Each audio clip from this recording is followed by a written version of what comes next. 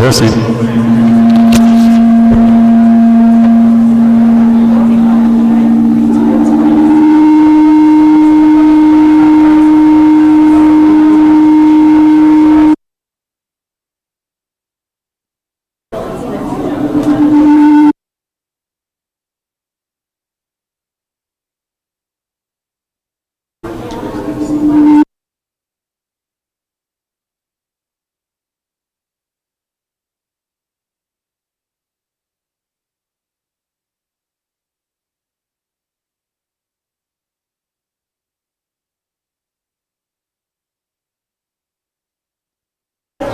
Testing, testing.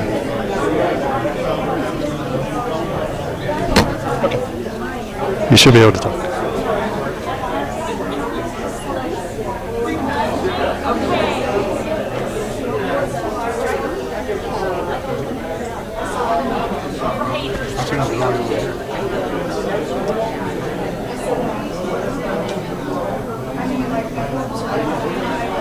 Testing, testing.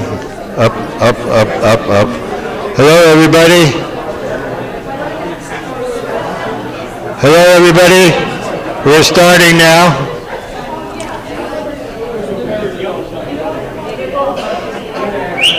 May I have your attention, please? Thank you. I like the clapping. That worked good. So, my name is Seth Feinstein. We need to put the sound down a little.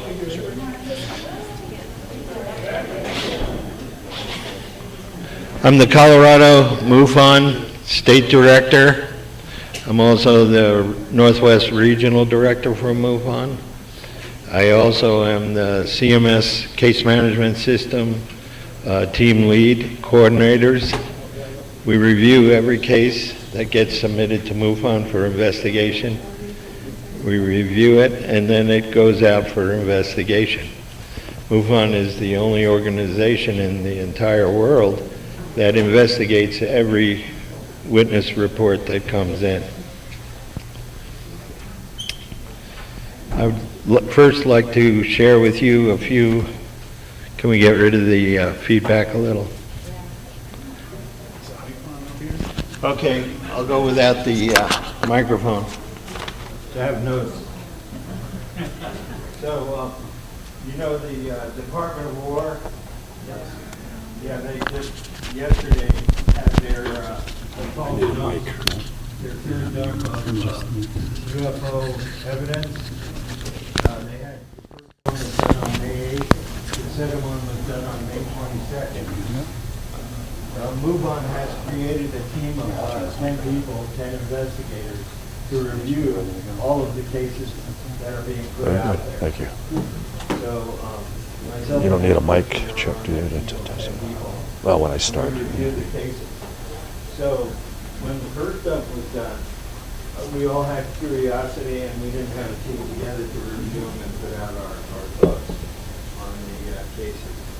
But we had, I had gone through a few of them, you know, because I was excited like everybody else, going, oh my God, we're going to have disclosure. You know, it's here finally. And so I started looking through some of the cases, and I saw this one hokey video that looked like a hang glider being shot out of the back of an airplane. Well, as you guys know, I'm a photo analyst. I do photo forensics. So I did just a couple of tests on the image, and what I saw was that the shot was taken from the back of a C-130 plane.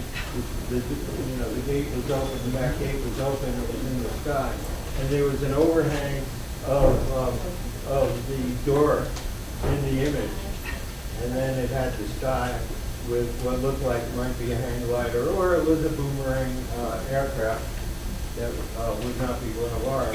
However, in doing the two analysis I saw, what I determined was that the overhang of the back of the plane door was photoshopped into the image. So I'm thinking, oh my God, what is going on here with all this? Okay, then in the second dump, I had 6 cases assigned to me out of the group to look at 6 of the videos. to look at and determine what we thought of it. And of the 6 cases that I did, one definitely was anomalous and was not our technology. A second one, more than likely, was an anomalous, but 4 of them were identifiable objects. So, so the information, you know, we can learn from this. Yesterday we saw the movie Disclosure Day. Did anybody see that yet? Yeah, look at it. It's only been out for 2 days and almost everybody in here has seen it. Okay. We saw the movie Disclosure Day, and it was quite fantastic. It really was a fantastic movie. We're going to be, Anniversary and I are going to be part of a team on MUFON YouTube channel Sunday night at 7 p.m. Eastern Time. We're doing an analysis of the movie Disclosure Project for MUFON. It's going to be a team of 6 people talking about the movie. But I did some research after seeing the movie, and what I found out was that the statistics for the government doing research on UAPs is that 40% of what they investigate are unknown cases. Okay, and I have always thought my belief system is in MUFON, which I do not know for sure, but I have been told the statistic is 37 to 40% of the cases we do end up being unknowns. And I have always thought within my belief system that if you're doing the cases right, it should be more like 5% of the cases should be unknown. So what does that tell me about the government if that figure that I researched and found out was that they were doing 40% of their cases are unknown that they investigate? It tells me they don't know what they're doing.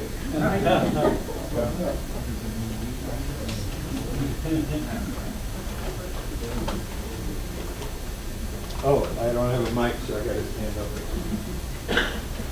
So, what was in the dumps? They had videos, they had stills, they had documents, they had geographies, and they dumped cases from the timeline of the 1940s through 2026. Did anybody watch TV last week and see the task force on declassification of federal secrets? So we had the lawmakers who were part of the congressional committee and the whistleblowers. They met in Washington, D.C. this last week, and what it basically was a press conference to campaign for disclosure. And it was very interesting. Some key takeaways, some key statements you have to, you know, it's 30 minutes of tape, and there's probably about 30 seconds worth of information in that 30 minutes of tape. Okay, Tim Burchett was asked by the press, what was the biggest wow that you have seen? And what he said was, I can't tell you. He said, I can't tell you, and that's part of the problem. David Baruch said that his medical military retirement was being held back due to unauthorized disclosure based on the espionage act. Weren't we told by the committee that all these whistleblowers had immunity from the espionage act? No, they do not. They do not. Rendlesham Barr, the witness there, spent 20 years trying to get his retirement pay for disclosing what he disclosed. He finally got it. What was his name? Don, what was the Rendlesham Forest witness? Peniston, Jim Peniston. Yeah, Jim Peniston. He spent 20 years in courts trying to get his retirement. Oh, you're talking about John Burroughs. Oh, John. Jed, yeah, Burroughs, yeah. Yeah. Yeah, we have our own AI right in front of us here. We don't need a computer, we got them up there. But anyway, and then after he confessed that he was not getting his retirement because of what he said, Representative Luna stated that they were working for immunity and for protection of the whistleblower based on the Espionage Act. So I guess that would be a good way to measure real whistleblowers, to see who the government is paying their retirements to. Right? Anyway, there was also something very interesting. Are you filming me? No, I don't. Turned off the radio.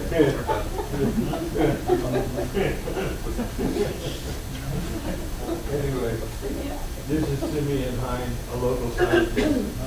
He's one of the, I think years ago he was the only PhD in practical mathematics, and I think today you're probably still the only one. Right. Anyway, so there's another very important event that's occurring: missing and mysterious deceased aerospace and defense researchers. So if you remember a MUFON, you have access either to the online version of the MUFON journal, or if you remember, you could buy the printed version. But there's an incredible article about the missing and deceased aerospace and defense researchers, written by Bob Shearing in the June article. Okay, in the June journal. And I recommend doing that. So in Colorado, we're part of MUFON International, and this last week, I believe it was on Tuesday, the director of MUFON passed away. David McDonald, he was a good guy. He was a very kind man, and he was an inventor, and he owned an airport, and he passed away from pneumonia. About 3 weeks ago, he was in the hospital with pneumonia, and they let him out, and he came back, and he died unexpectedly. So they have MUFON has an emergency plan, because I don't know if you know this or not, but there are over 700 volunteers who staff MUFON International, including us. And Debbie Dickelmeyer, who's the state director of Missouri, is the interim director now of MUFON International. So we don't know what's going to happen, but in August this year we have the symposium.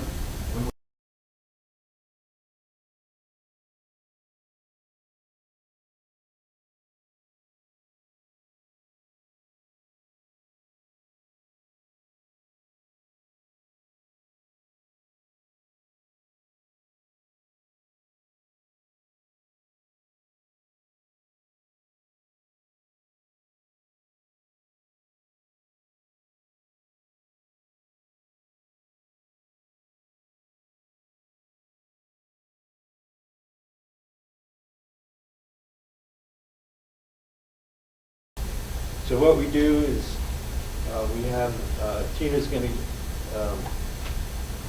give her information out, and then Aaron will announce the AI guy up there. Okay, thank you. Thank you, Seth. Thanks, Seth. I'd like to call up Betsy if she's still here, because she has to leave early. So Betsy, could you come up and talk to us about social media? Some of you may recognize Betsy from Facebook and other social media. She has been our face forward, promoting our meetings and our organization on different platforms, and we're so proud of her that she's getting that done. And Betsy, what do we need to know about social media? Hi. Just a show of hands, who heard about this event on social media? Saw it even just for a second. Okay, great. That's great. Well, thanks for joining us today. We're really glad that everybody's here. We've been trying as much as we can to push things on social media. So anytime you see us, like, subscribe, share to somebody who needs it. It'll definitely help us grow. This is, sorry. We have all of our merchandise over here. As people know, we are completely nonprofit, completely volunteer run. All of our merchandise over here helps us to be able to get more speakers in. So check it out during the breaks. We have quite a few events that are coming up. You'll be able to check those out on social media. We have a video team. I don't know how many of you guys know that. We have a video team that's been doing interviews with our special guests, and then we've also been posting things on social media. We are in desperate need of somebody that can help edit videos. So if you or a family member knows somebody that has an interest in helping us edit some videos so that I can get them up on social media, let Tina know. She'll be more than happy to give you the information and help us with that. We also need help with social media and several other things. So if you have any interest in helping with that, or even helping with our meetings, setting up and taking down, talk to Tina. Yeah, I think that that's what we have for the moment. Thank you. Well, I know you all are anxious to hear Don speak, and the last thing you want to hear is me talk about more announcements. No, keep going as long as you like. Huh? That's some really cool stuff to tell you. So I want to thank everybody for coming, and really, really appreciate your attendance today. It's actually the heartbeat of our organization is the people that come and that attend. Also our field investigators. How many field investigators do we have here today? Would you mind raising your hand? Stand up, please. Please. These people work their tails off on when they get an assignment for reviewing a case that has come into MUFON. They work really hard to review your case and to come to an appropriate conclusion. If you see anything, submit a report. We are happy to review it and investigate it for you, especially if you have photographs. That's always helpful. Eric, would you like to come up for a moment? And Don is going to add to what you're getting ready to say. I'm not sure exactly what to say, but I'm, an advocate for, disclosure, and I think everyone here is. So I'm just saying, call your senator, call your congressman. I think they have like a slide up with that, and that's the only way we're going to get this ball rolling, is to be advocate for it. So I know MUFON can't actually advocate as a group who's nonprofit, but individuals, maybe we can get together. If anyone knows about media attention, getting local media involved in the disclosure process, let me know so we can maybe try to do something about that.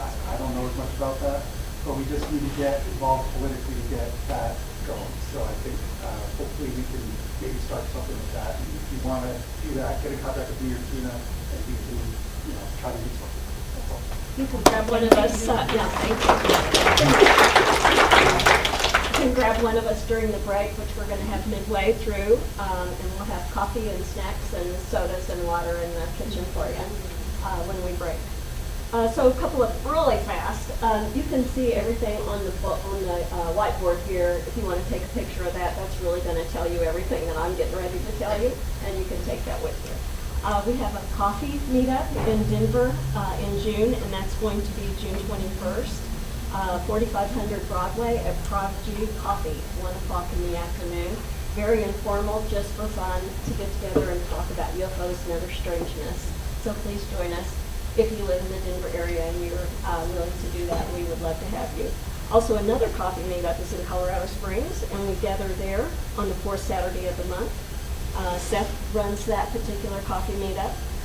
Bring your own coffee, though, because it's at the Cheyenne Mountain Library, and that's on June 27th at 11 a.m. So please feel free to join us for that.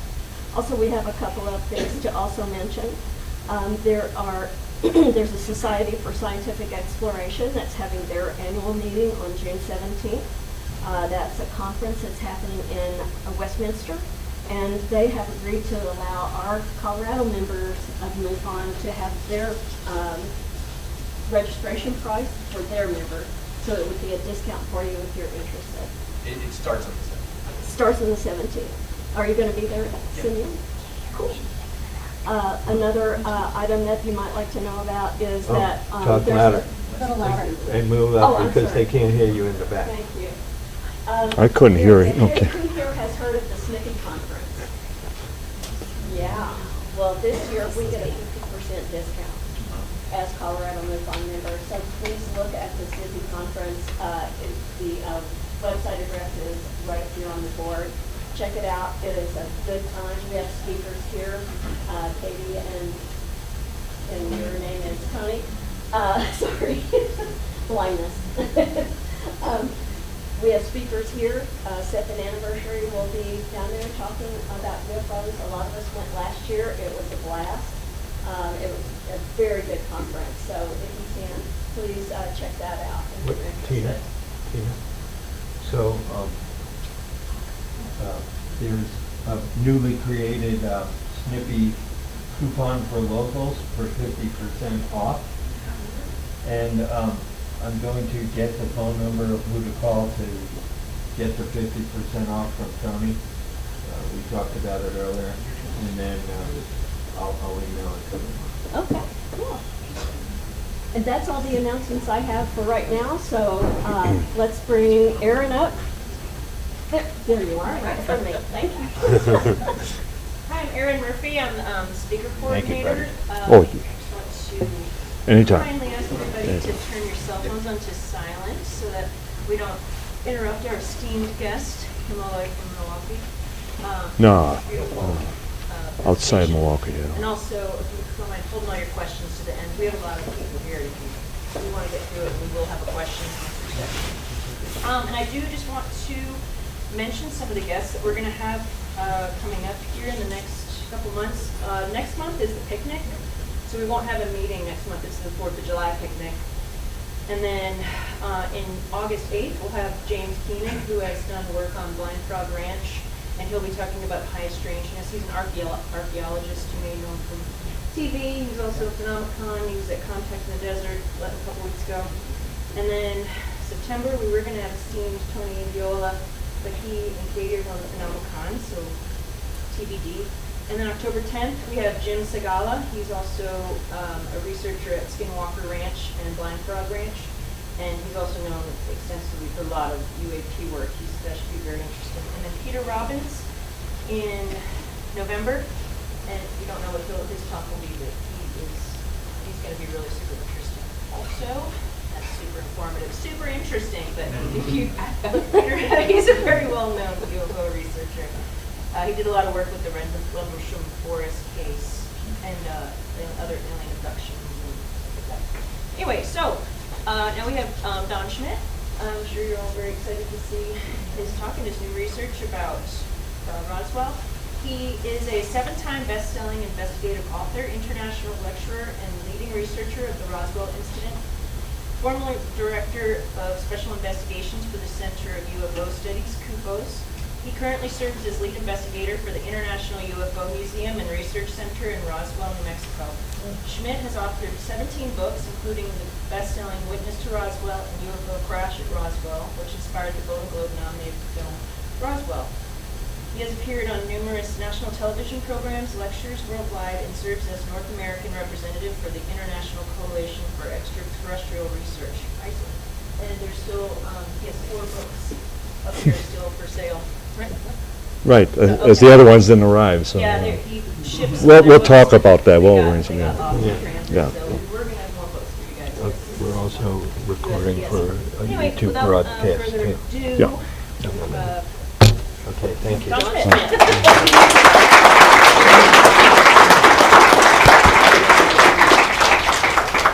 You notice I'm in a gray mood this afternoon. In fact, even my microphone. I asked for a red rose, but this is what they gave me, so so.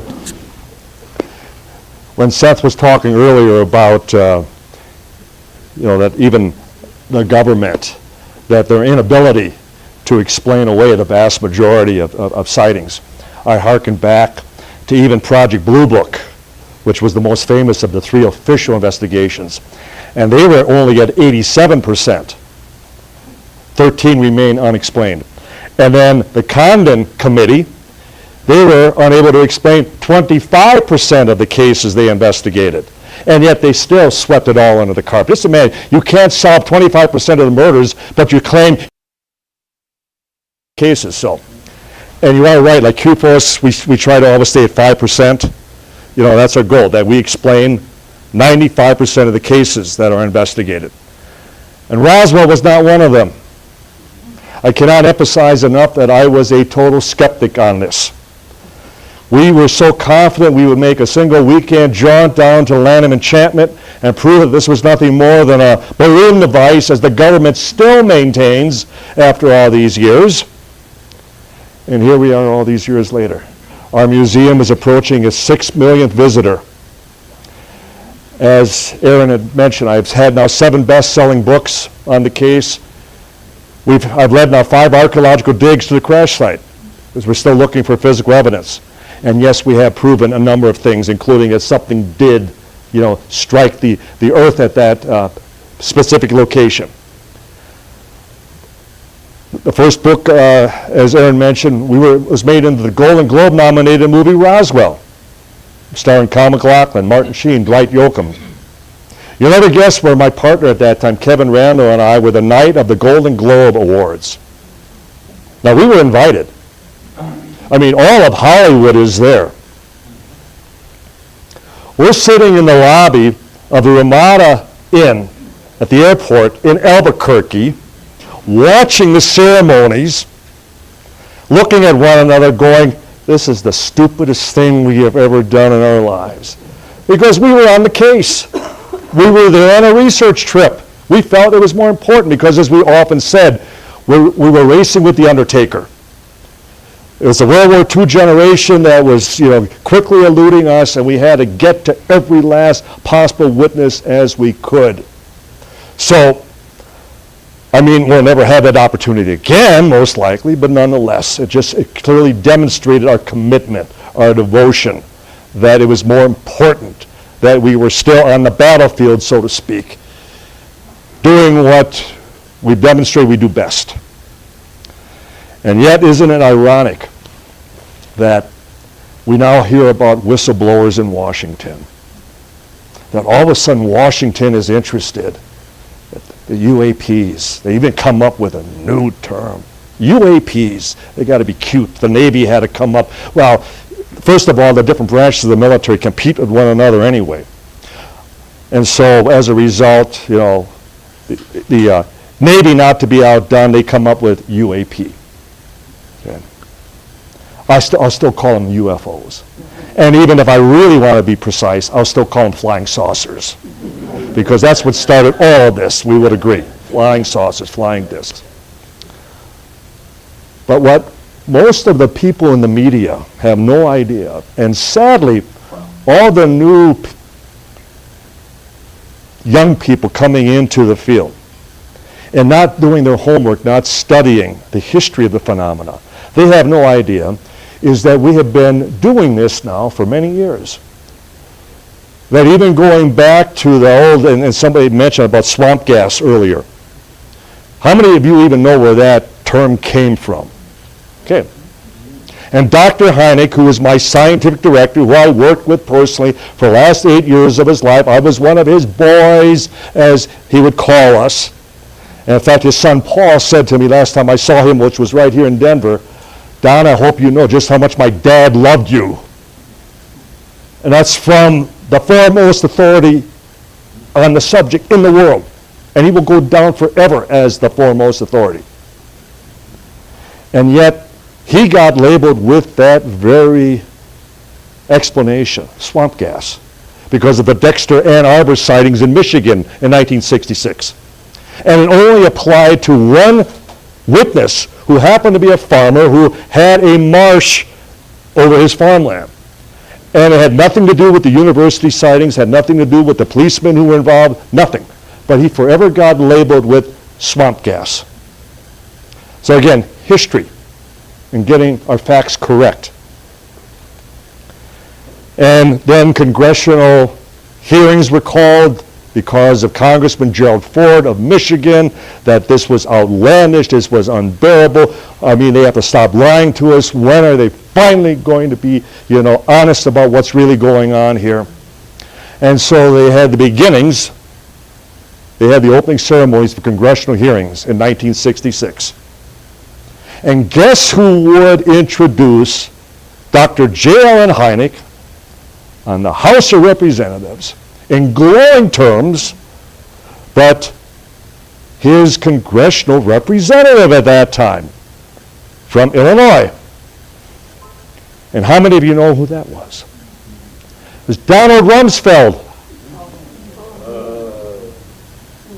Now, I'm just going to set this up because Rumsfeld would then go on to become Secretary of Defense under the Ford administration, and then he would serve again as Secretary of Defense under George W. Bush.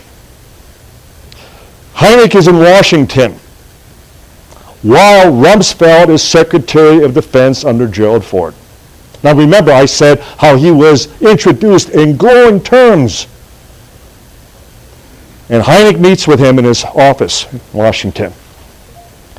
And he's sitting there and he says, Mr. Secretary, I have given the United States military 20 years of my life consulting on Project Blue Book. I've been there to address the media and explain away most of these reports at every cost of my reputation. I can't tell you how often my colleagues have protested and claimed that I was withholding data because I was marching in tune with the Pentagon. Because that was my job, to come away and explain away 100% of the cases that Blue Book was investigating. I believe I deserve some answers. I believe I've earned it. I've given you 20 years. And Hynek would describe how Rumsfeld got up from behind his desk, not saying a word, and he walked over to where Dr. Hynek was sitting, and he leaned down over and he pointed in his face, "You have no right to know." You have no right to know. I guess that would apply to all of us, wouldn't it? And it was like the last time that Kevin Randall and I had met with the counterintelligence officer at Roswell.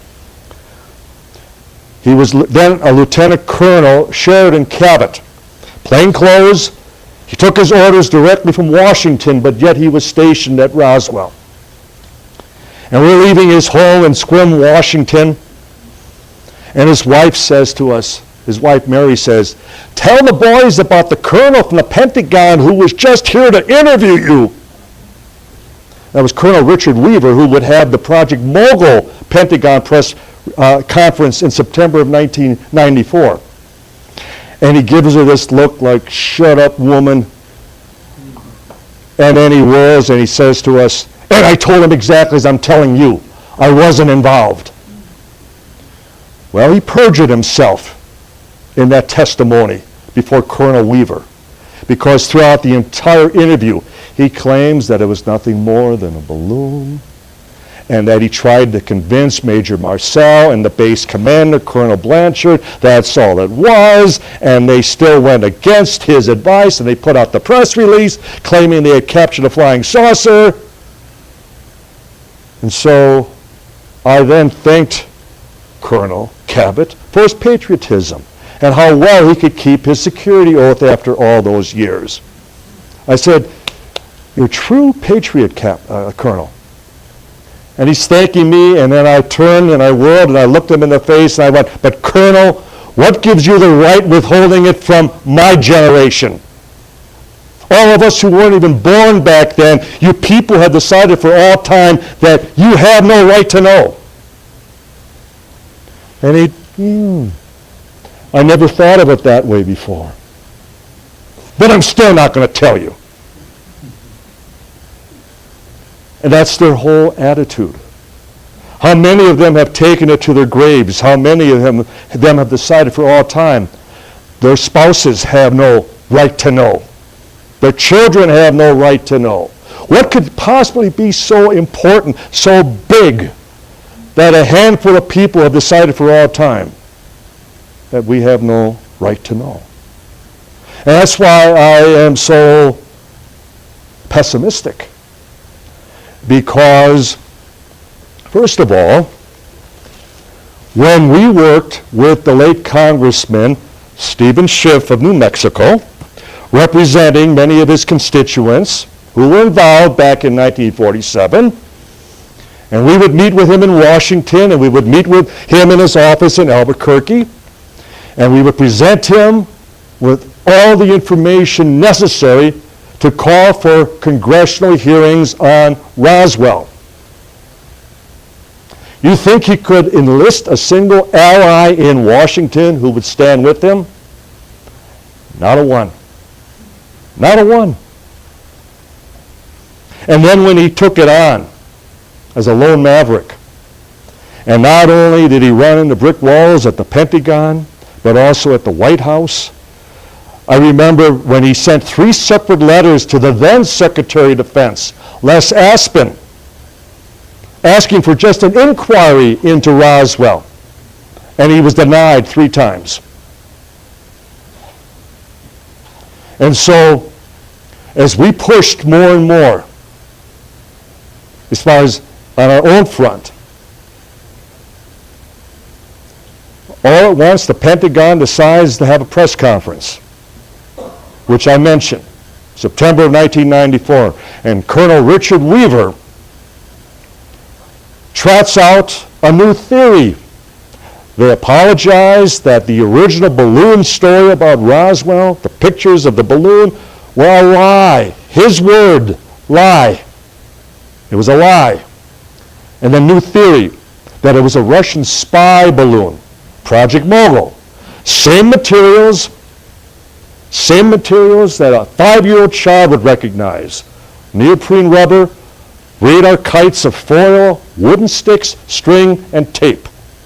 Off-the-shelf material any of us would recognize.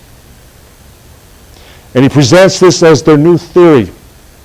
And the press takes and runs with it. This puts an end to the whole Roswell saga. And I will never forget calling up Congressman Schiff at his office in Washington. And eventually, he would come to the phone. And I'm thinking, well, that's the end of our relationship. And the congressman picks up the phone and he goes, Don, they're a bunch of goddamn liars. And I'm going to get reelected and we're going to hit them twice as hard. And the congressman would get reelected.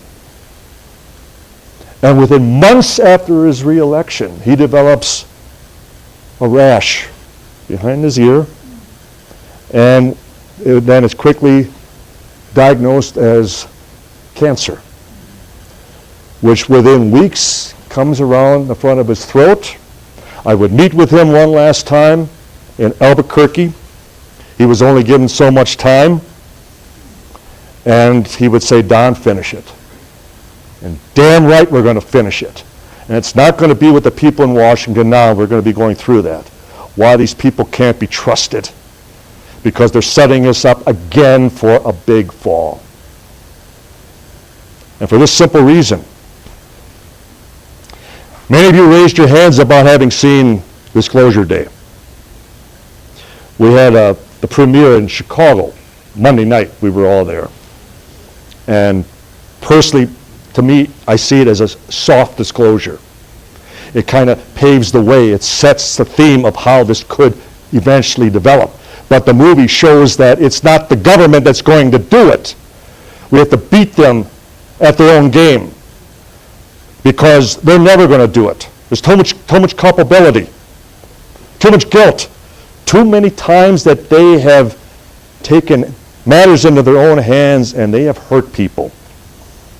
And I mean in the worst ways, all for the preservation of their truth that we have no right to know. So, the congressman gets reelected. We're making plans to go after them again, and then he would die, age of 51. Family is still convinced that it wasn't a natural death. Something else was at play. That's another investigation that I intend to look into. And then to make matters worse, for the government, we had more and more, we had a growing number of witnesses to the bodies at Roswell. Well, how do you place pilots on a weather balloon? So they had another dilemma to deal with. So in May of 1997, they came out with their anthropomorphic Roswell, case closed. Headquarters, United States Air Force. Oops, that one didn't take. But 6 foot tall anthropomorphic wooden crash dummies. It was called Project High Dive, Project Excelsior. Roswell happened in 1947. When did the crash dummies take place? 1952. 5 years later. So it's known as time travel. Now they're asking us to also believe in time travel. And there wasn't a single reporter at that press conference at the Pentagon that even raised that point. Until one reporter asked, well, what if the public doesn't accept this explanation? In fact, that very evening on The Tonight Show, Jay Leno, in his opening monologue, he laughed at it. He thought, how stupid do they think we are? Test dummies? We're misidentified as aliens from another planet? So later in the program, who happened to be on? But NBC anchor Brian Williams. And he's sitting there very stoically and he's going, Jay, what's it going to take for the American people to finally trust and believe their government? And Jay looks at him and goes, well, possibly by telling the truth. And so this reporter asks the Pentagon spokesperson, what if the public doesn't accept the crash dummy report? And he actually says, well, then I guess we'll be back in another few years offering another explanation. Now you husbands try that with your wives. But the government always seems to get away with it because, again, you have no right to know. And as long as the press continues to run interference and are willing accomplices in all this, who's going to always have the last word? Now, let's hope that Spielberg will again bring it a little bit back, a little bit further in our direction. Let's hope. But the reviews already have been 50-50. The press are going after it. Because there's, again, this notion that we are being visited, that there are extraterrestrials that are actually here monitoring as far as, lowly earthlings on planet Earth. Unless we forget, was it William Colby, one of the former directors of the CIA, and he actually publicly stated on one occasion, I'm going to try to quote it. There isn't any, quote, there isn't anyone in the major media who we do not own. So next time you watch one of the newscasts, I hope you think about that. How much of it is scripted, how much of it is contrived, and how much of it is intended just to sway us, twist us, manipulate us into believing what they want us to believe. Yeah. Now, why do I sound so negative as far as any hope that the government, once again, after 80 years, has these growing pangs of guilt and they just can't sleep at night, and it's like, well, ladies and gentlemen, we've wanted to tell you the truth all these years, so please, we apologize, but will you believe us now? Here it is. Or is it going to be a case of it still comes down to us?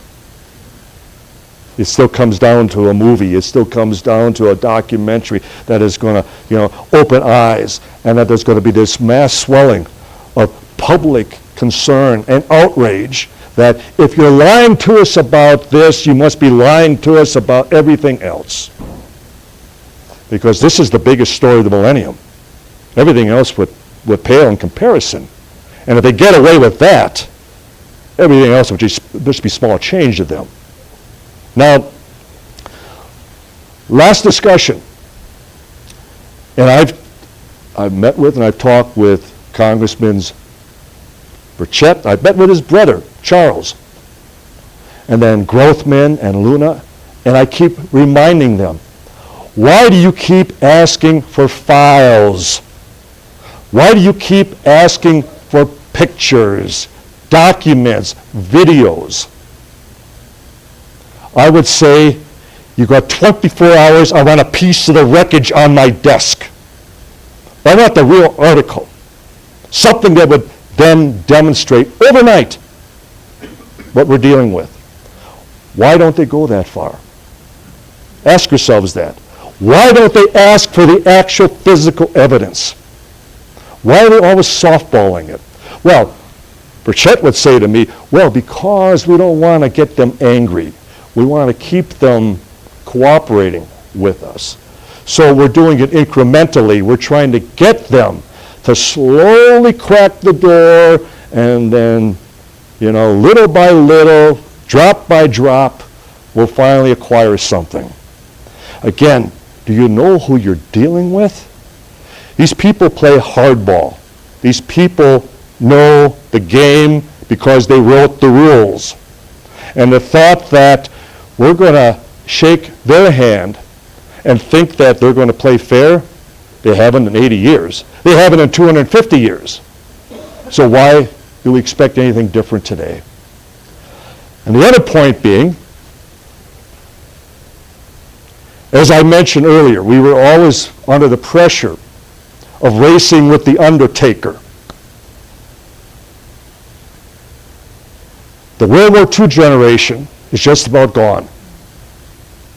And that's what we're talking about with Roswell. How convenient that they waited till the last of the first-hand Roswell witnesses were gone. Now we're going to have hearings. Now we're going to have whistleblowers.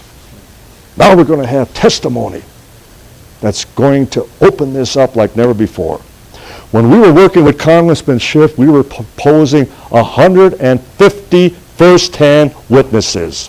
150 whistleblowers, first-hand, held the wreckage, held the bodies, witnessed it all. And they wouldn't talk to us. They wouldn't give us the time of day. We never had our day in court. How convenient. We talk about the Grushes and the Elizondos and the Carsons and the Greens and the others, that they're whistleblowers. Hal Puthoff, whistleblower. They can't prove a word they say because they have nothing. They've witnessed nothing. They've heard, they've read. That's all it is. That is not a whistleblower by any definition of the word. It's not a whistleblower. And yet that's how they are constantly introduced by the press. The media keeps emphasizing that they are whistleblowers. So again, they're manipulating, they're twisting, they're distorting the facts as we know them. And I, for one, am not going to stand for it. Because when we had 150 of them, you didn't take note whatsoever. So what we're going to do, I want you to go back in time with me, and I'm talking about suspension of belief, but nonetheless, we go back in time to when these Roswell witnesses were available and what they experienced. And I'm going to describe you as a judge and jury, or you as far as sitting at a congressional dais in Washington, listening to any one of these people testify, and what they would present as to hard evidence, true evidence of what they had witnessed, what they had experienced, held in their hands, witnessed with their own eyes. And we'll see then what we decide collectively, who were the true whistleblowers, and why these people, and then ask why these people were not given their day in court. So with that,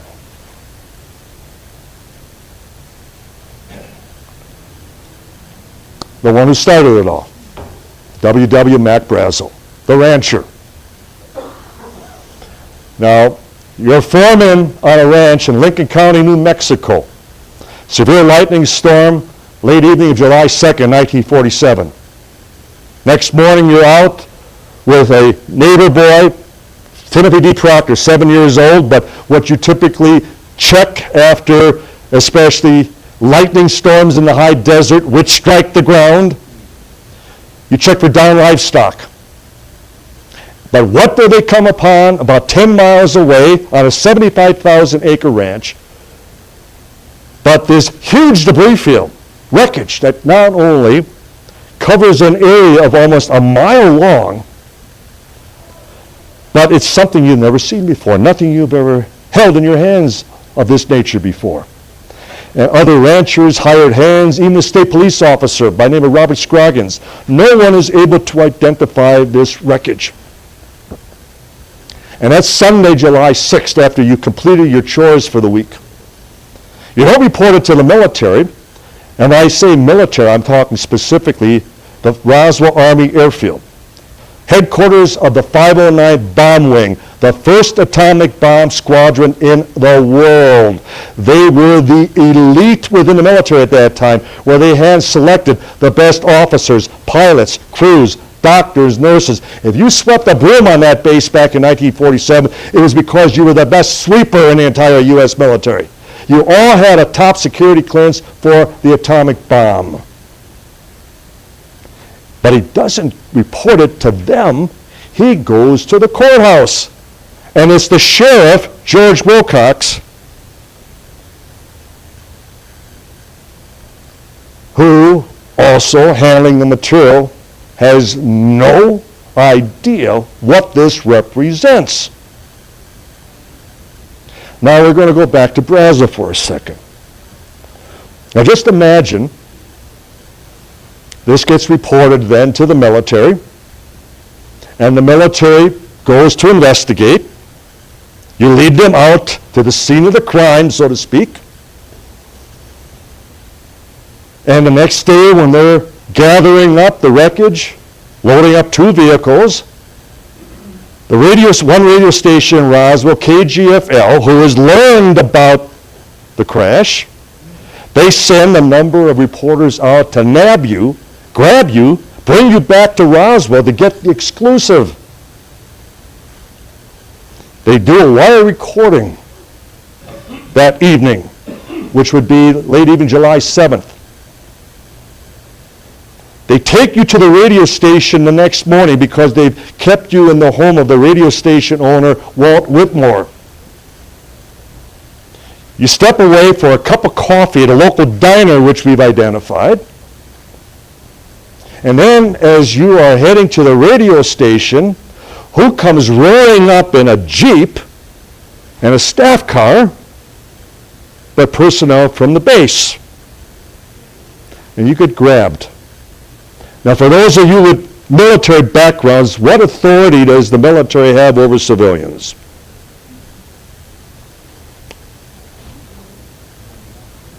Unless martial law be declared. I can assure you there was no martial law declared for a weather balloon recovery. So they kidnap Brazel.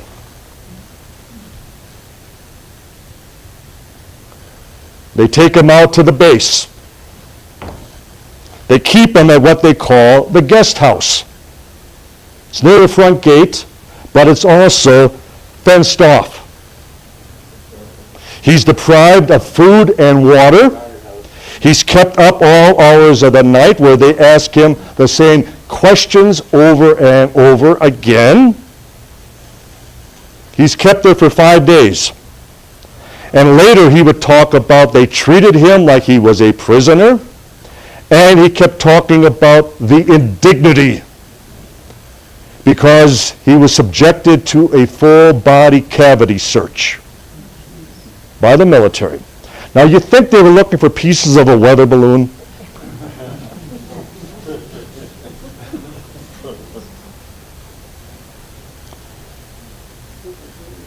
He was returned back to the ranch. No, this was, quickly. He was then escorted through town by the military, where he retracts. It was just a balloon. I'm sorry I got people all excited over nothing. They take him to the two newspapers, the Roswell Daily Dispatch, Morning Dispatch, and the Roswell Daily Record, and the two radio stations, KSWS and KGFL, all retracted.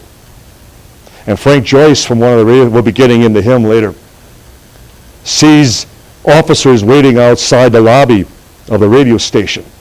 And then he realizes what's going down here. It's all being, covered up for an obvious reason, because he's a witness to the real thing. Now, Joyce would talk about, as they walked out of the studio, and Frank Joyce would see the two officers standing outside the front door, through the glass door. And Brazel says to him, Mr. Joyce, they told me it would go awful hard on me if I didn't do exactly as they said. And then Joyce says to him, but what about the little green men?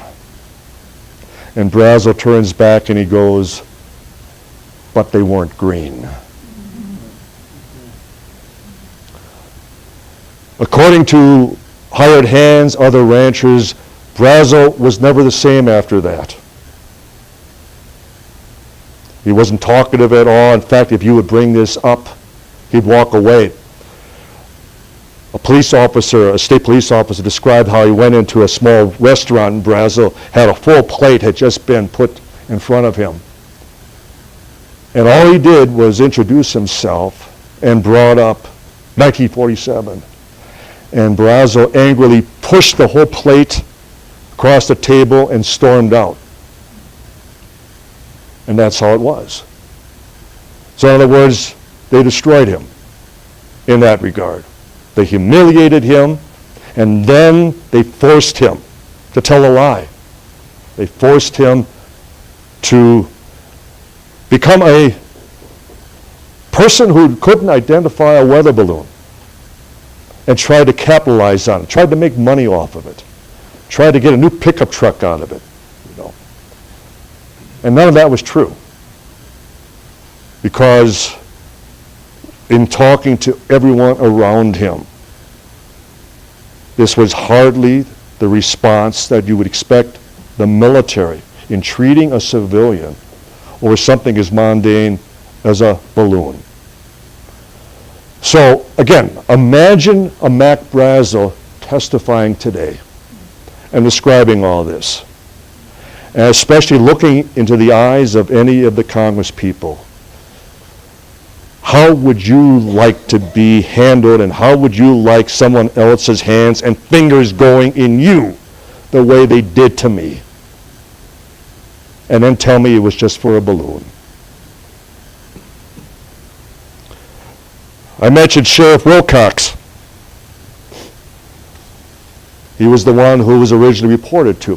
When Brazel first came to the courthouse, he brought in a couple of boxes of some of the wreckage. The sheriff kept one of them. One box was retrieved by the head of intelligence, Major Jesse Marcel, who took it back and reported to the very base commander, Colonel Blanchard. And the other one was kept at the courthouse. As word came in more and more that not only was there all this wreckage, but that there was another site much closer to Roswell within their jurisdiction, within their county. And there was something else out there. So Sheriff Wilcox and a couple of his deputies would go out, and there would be the remains of a pod, a capsule, egg-shaped, size of a Volkswagen Beetle, and a couple of bodies, and one survivor. So it's becoming more and more relevant, more and more important as even the minutes are progressing. Now, this would all be explained away. And it was Wilcox's two daughters, Phyllis McGuire and Elizabeth Tulk, the living quarters above the front lobby of the courthouse, describing how the day after the weather balloon press conference where this was all explained away, they hear a loud roar of vehicles surrounding the building. And all at once, MPs come in through the kitchen, they came in through the front door, demanding to know where the sheriff was. They observed as the sheriff who was the #1 law enforcement agent, officer within that county, who could go on to the military base and arrest the base commander if he had just cause. They observed how their father, the sheriff, was pushed up against the wall, face first, his arm twisted up behind his back, and an MP holding a pistol to his head, demanding to know where the stuff was. The box of wreckage that the rancher had brought in. And it was kept in the sheriff's closet right there in his office.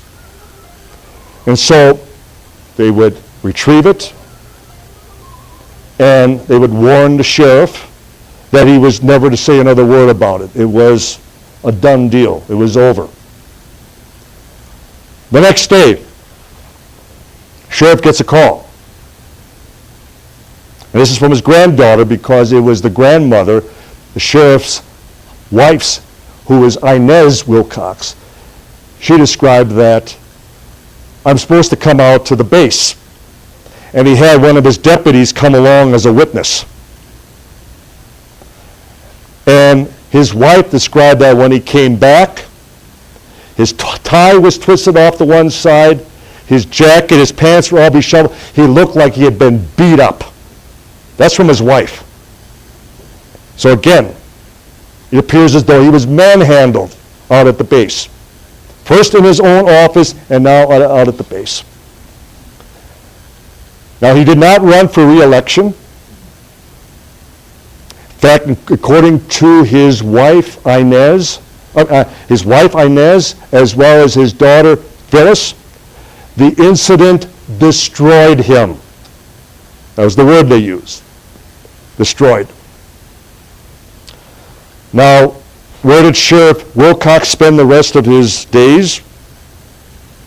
In a mental asylum. That's where he died. 15 years later.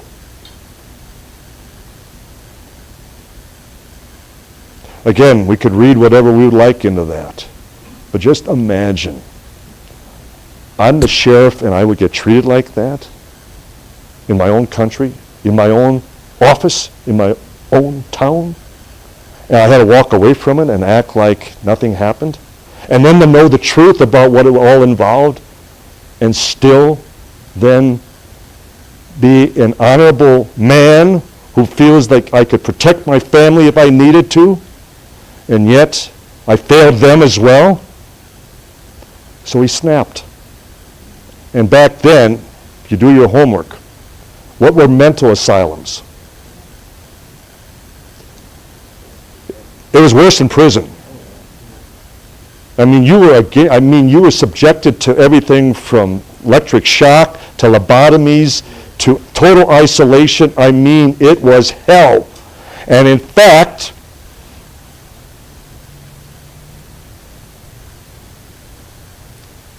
you know how they got Brazza to cooperate? They threatened to put not only him, but his entire family into an asylum if he didn't recant the story. And back then, that was worse than death.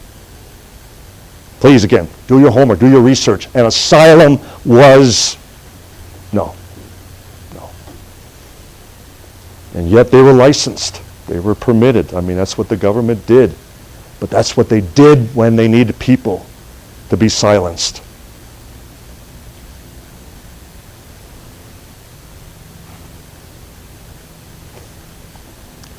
The lead intelligence officer at Roswell, Major Jesse Marcel Sr. I mean, you've all seen the pictures and then the the base commander, Colonel William Blanchard. Blanchard would have been number 2 man of the 2 atomic bombs over Japan. He would have been the pilot on Boxcar, which dropped the bomb over Nagasaki. But they had other plans for Blanchard. They felt that the mission was too risky, and so he was then replaced with Chuck Sweeney. Sweeney then was the pilot on Boxcar. Blanchard would go on to become a 4-star general by the age of 50. So much for being this big buffoon who couldn't recognize a weather balloon for a flying saucer. And at first, Blanchard would talk about how, at first we thought it had to be Russian, because no one had ever seen this material before. And it's like we have that wonderful scene in our Roswell movie, where they're in the engineering room, and Blanchard is standing there like this, and the head of CIC, and they're coming down with a drill press on a piece of the wreckage. And all at once you hear a crack, and you hear a ricochet of the drill bit fly across the room, and then ricochet off the wall. And Blanchard goes, "Think it could be Russian?" And the head of CIC goes, "Sure hope not." Then we'd really be in trouble, especially back then, because it wasn't Russian. And Blanchard quickly acknowledged that it wasn't Russian, that they knew very quickly that this had nothing to do with technology here on planet Earth. Now, Blanchard's daughter, Dale, would always talk about, in the future, every time the subject would come up, that her father would just go into this transfixion, this stare, where he would and he would say the same thing every time. The Russians have some amazing things. So that was their fallback. And how convenient, how easy. But it wasn't, oh, that was just the weather balloon. No, now all of a sudden it's the Russians have some amazing things. Now they had a reunion of former base commanders from the Roswell Army Airfield, which became Walker Field when it switched over to Air Force in 1948. And it was the mayor at that time, Thomas Brainerd. They were all sitting at the same table, and there was Blanchard, 4-star general, who would die at his desk at the Pentagon at the age of 51.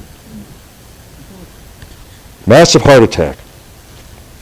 And 1947 came up. And it was the mayor who said, "General, what was all that back in 1947? Was that a balloon?" And according to the mayor, who's still alive, he says, "That was some amazing stuff." And that was 20 years after the incident. 20 years after the incident, that was some amazing stuff. So he's the man calling the shots. He's the base commander. One can only imagine what he all knew, what he had held in his hands. And then, right after they put out the press release, acknowledging they had captured the flying saucer, which went out at noon, Tuesday, July 8th, 1947. Now, mind you, this is after a 4th of July holiday weekend. Blanchard, on Tuesday, July 8th, announces he's going on leave. Now again, any of you with military backgrounds, why would you take leave after a holiday weekend when if you take it during the holiday weekend, it becomes part of that holiday weekend and you don't get docked for it? It's a separate leave time. It made no sense. And you know where he was in actuality? He was out at the impact site just north of town setting up a base of operation because they were out there for days and he was taking charge. That's where he actually was. And who told us that? His head of operations, who was Colonel William Briley. He said the leave was just a blind, as he called it, that he was actually controlling the recovery operation north of town. Again, imagine him testifying today. Well, we thought it was Russian. Or would he sit there and go into a trance and go, the Russians have some amazing things. Getting back to Marcel, the fall guy, the patsy. Now again, those of you with military backgrounds, some rancher, some civilian has just come into town. I have all this debris, way more than I can gather up and pick up on my own. In fact, I had to drive the sheep 2 miles around the debris field just to get to the nearest water trough. That's how much of it is out there. Who's responsible? Who's going to clean this all up? And Blanchard, the base commander, he could just humor the ranch because nothing is being tested. Nothing has been reported missing. The skies are clear. It's a holiday weekend. Most of the base personnel are home on leave. What would a base commander typically do if he's informed at all? Well, you send a couple of enlisted men, a couple of grunts to check it out, so to speak.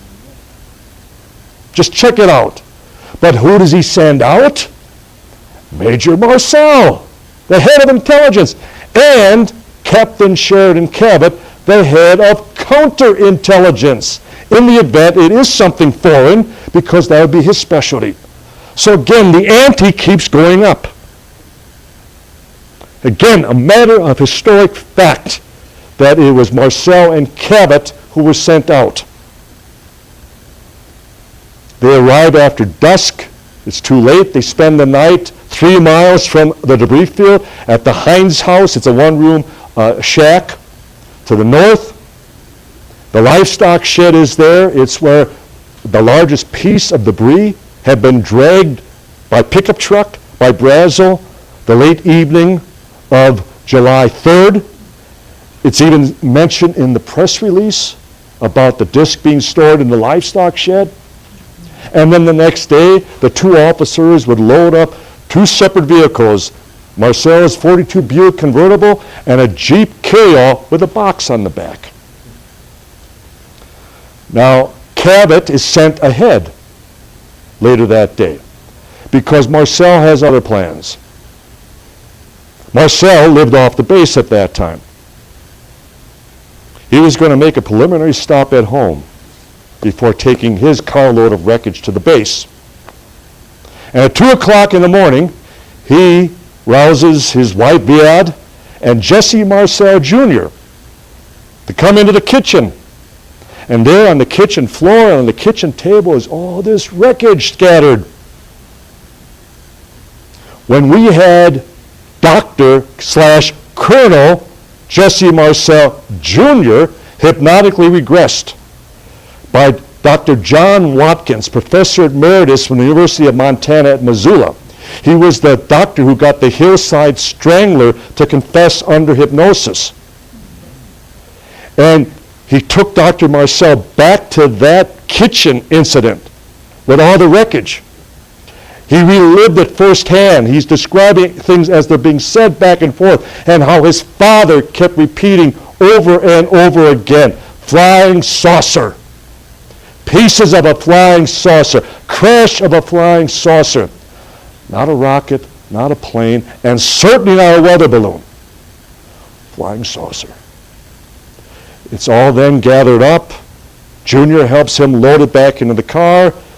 His dad would sleep for a few hours. He'd get up the next morning and head out to the base. Staff meeting. What are we going to do? And that's where it was decided to put out the press release. At noon, they announced they'd captured a flying saucer. In other words, the first atomic bomb squadron in the world, historic fact, actually announces, we got one. So Major Marcel, in the press release, he's the only one named. And it states at the end that he is going to be flying it to higher headquarters for testing and analysis. So he gets at 3 o'clock that afternoon. He gets onto a B-29 bomber called Dave's Dream. They loaded actual wreckage up into the flight cabin, and what Marcel didn't know is they also loaded something up into the bomb bay. And once they are airborne, destination, Wright Field, Wright-Patterson Air Force Base, as it would become, for testing and analysis at T2, which would become Foreign Technology Division, they're told that General Ramey wants to see the wreckage.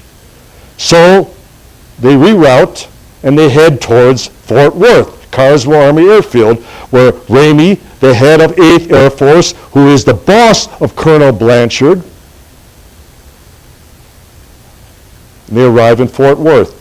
Major Marcel would place a box of wreckage on General Ramey's desk. The general takes him to a map room to check out the location of the crash. And when they return, Marcel is shocked to see that the box of debris is gone. Someone's removed it from the office. In its place, scattered on the floor in front of the general's desk, is a clump of black, rotting neoprene rubber balloon. There. And a shredded radar kite of foil, wooden sticks, string, and tape. The dust on Jesse Marcel's shoes are from the debris field.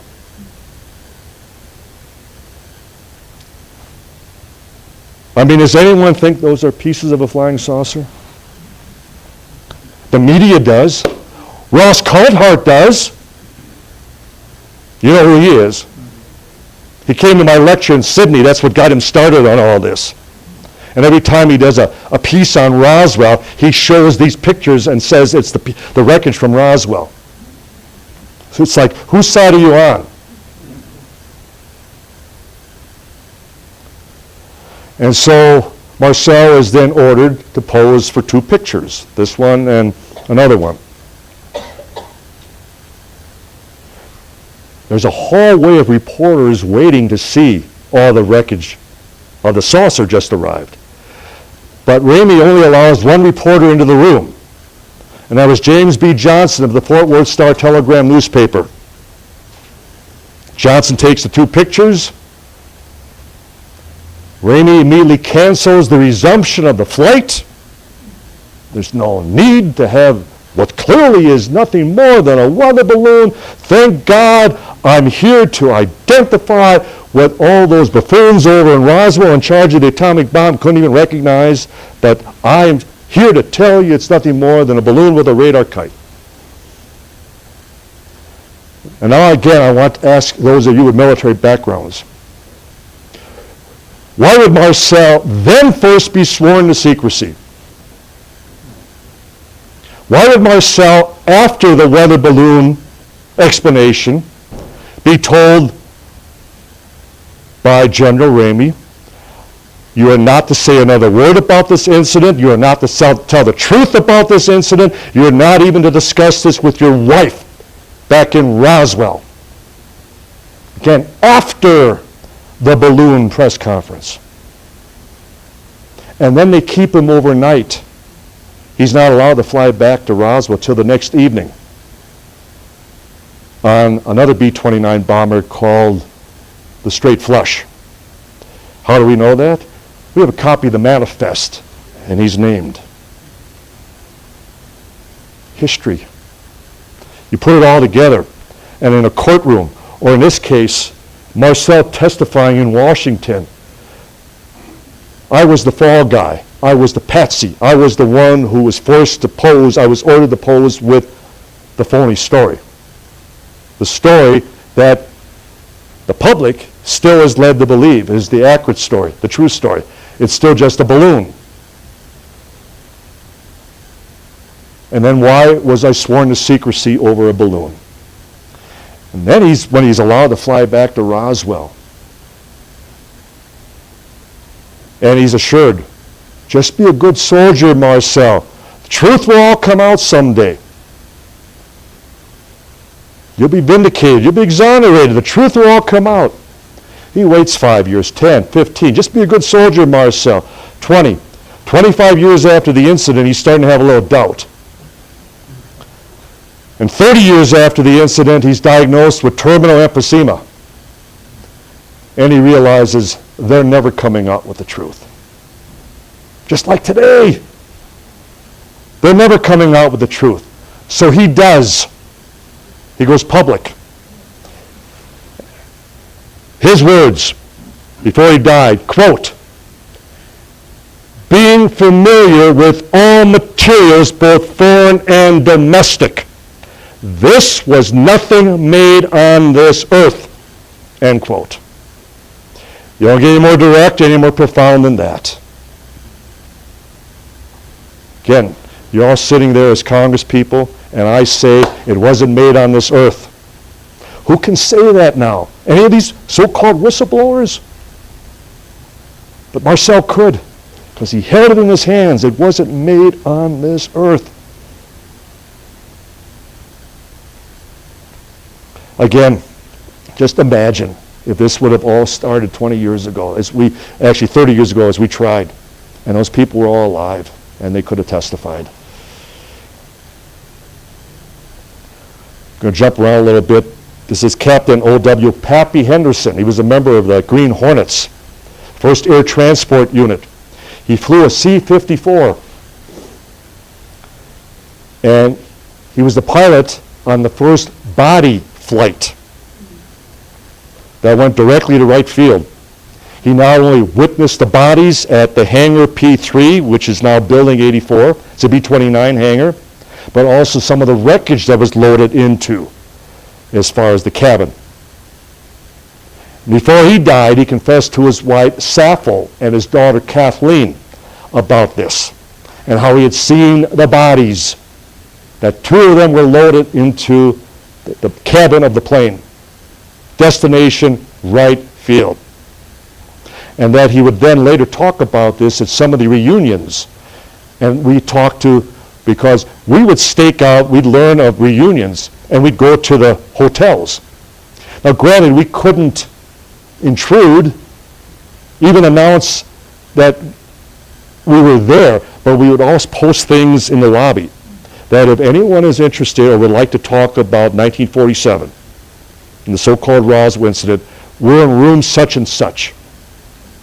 And at one particular reunion, we got 3 of them confirmed that Henderson had been bringing it up at reunions, that I flew a couple of the bodies from Roswell to right field. Again, firsthand, I saw it. They weren't human. Again, if only given the chance.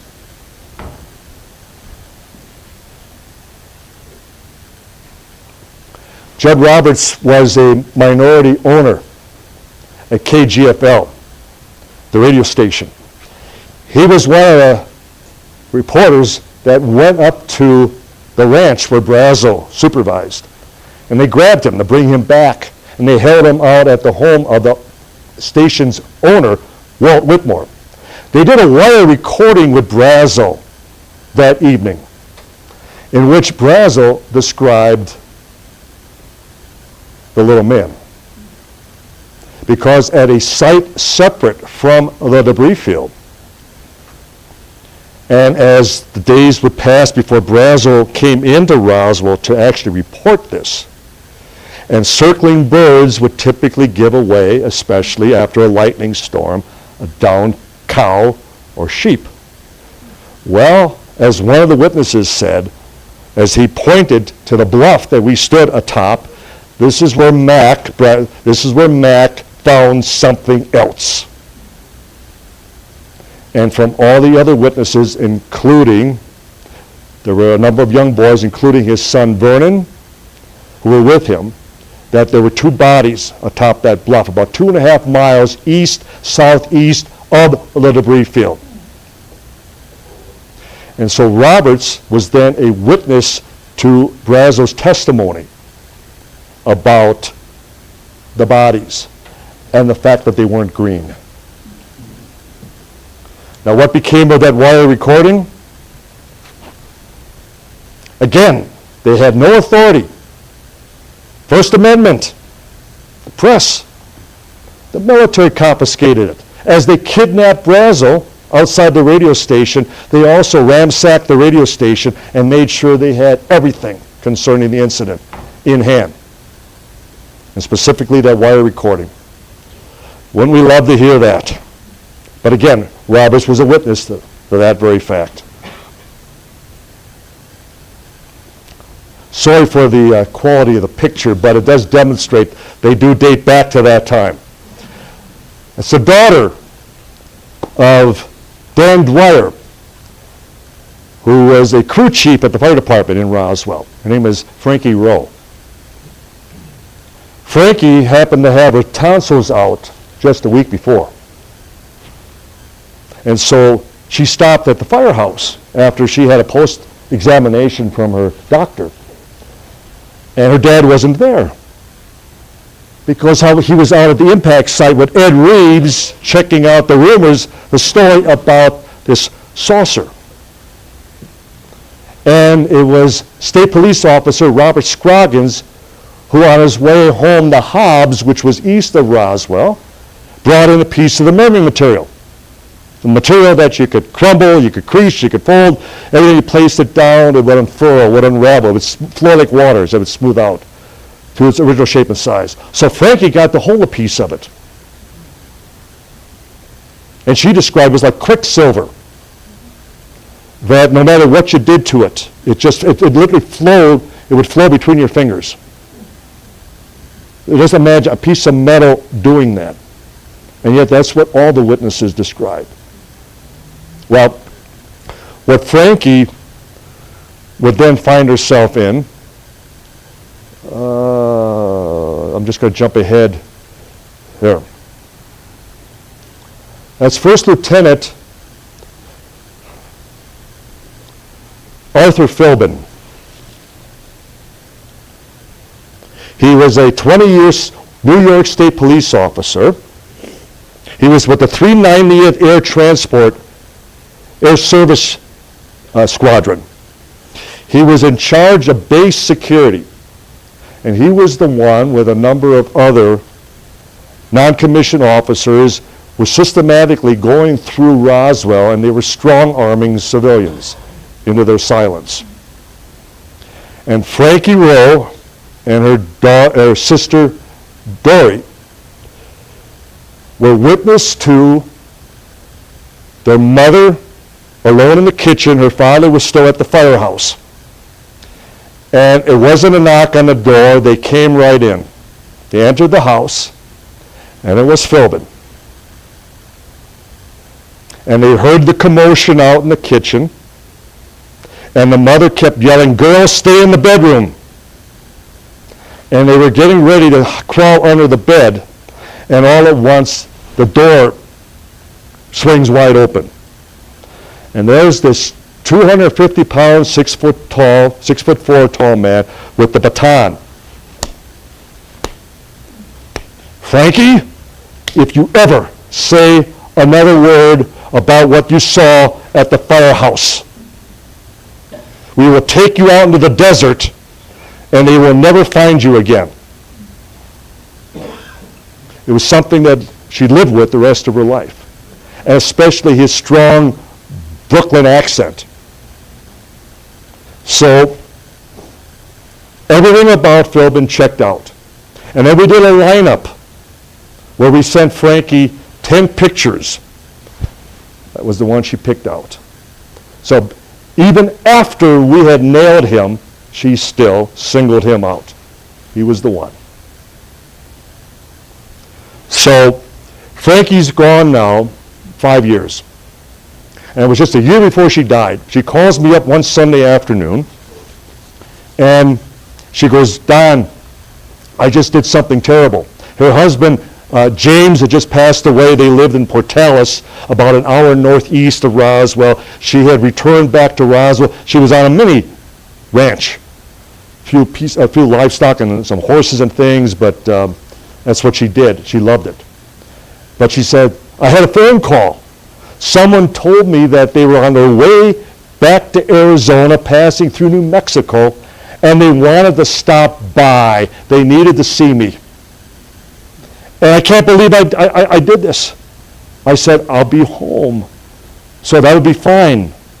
And Don, what should I do? I said, well, we could leave, just not be there. You could call the police and at least have them standing by in case you need to make a frantic call.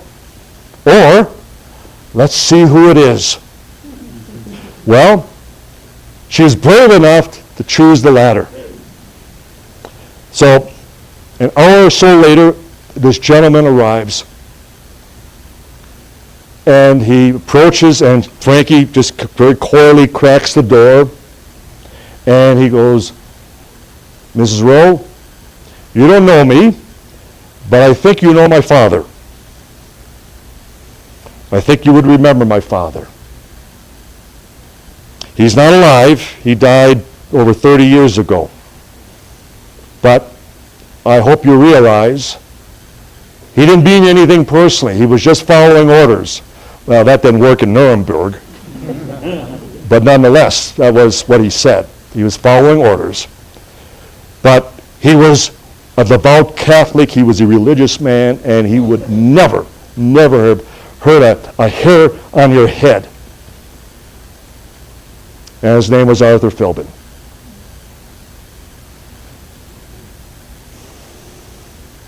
And then he reached from behind his back, and he says, if my father were alive, he'd want you to have these. And he pulled out a bouquet of flowers. They both cried. They hugged one another. It was like the first time we had a peace offering from the military to all the civilians they had violated back then.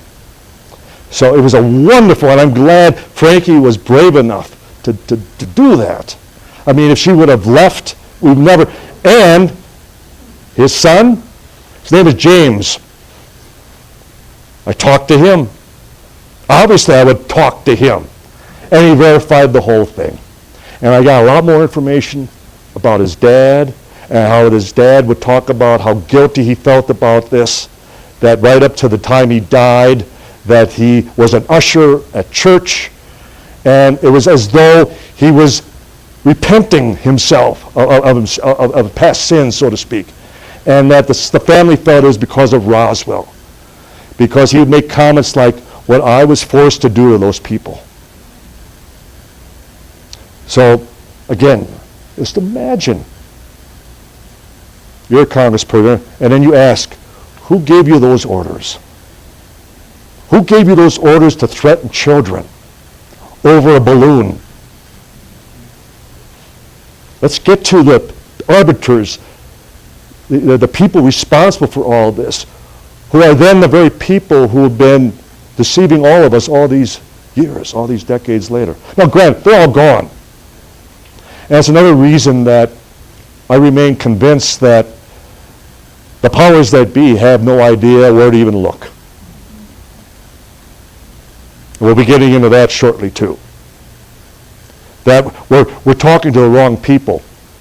That the people at the Pentagon have no idea what's behind all this. They certainly don't know the history. I would challenge anybody at the Pentagon, and we've had our people at the Pentagon. Kevin Randall and I have been to the Pentagon where we've talked to officers. They don't know anything about Roswell. One even went, is that in Georgia?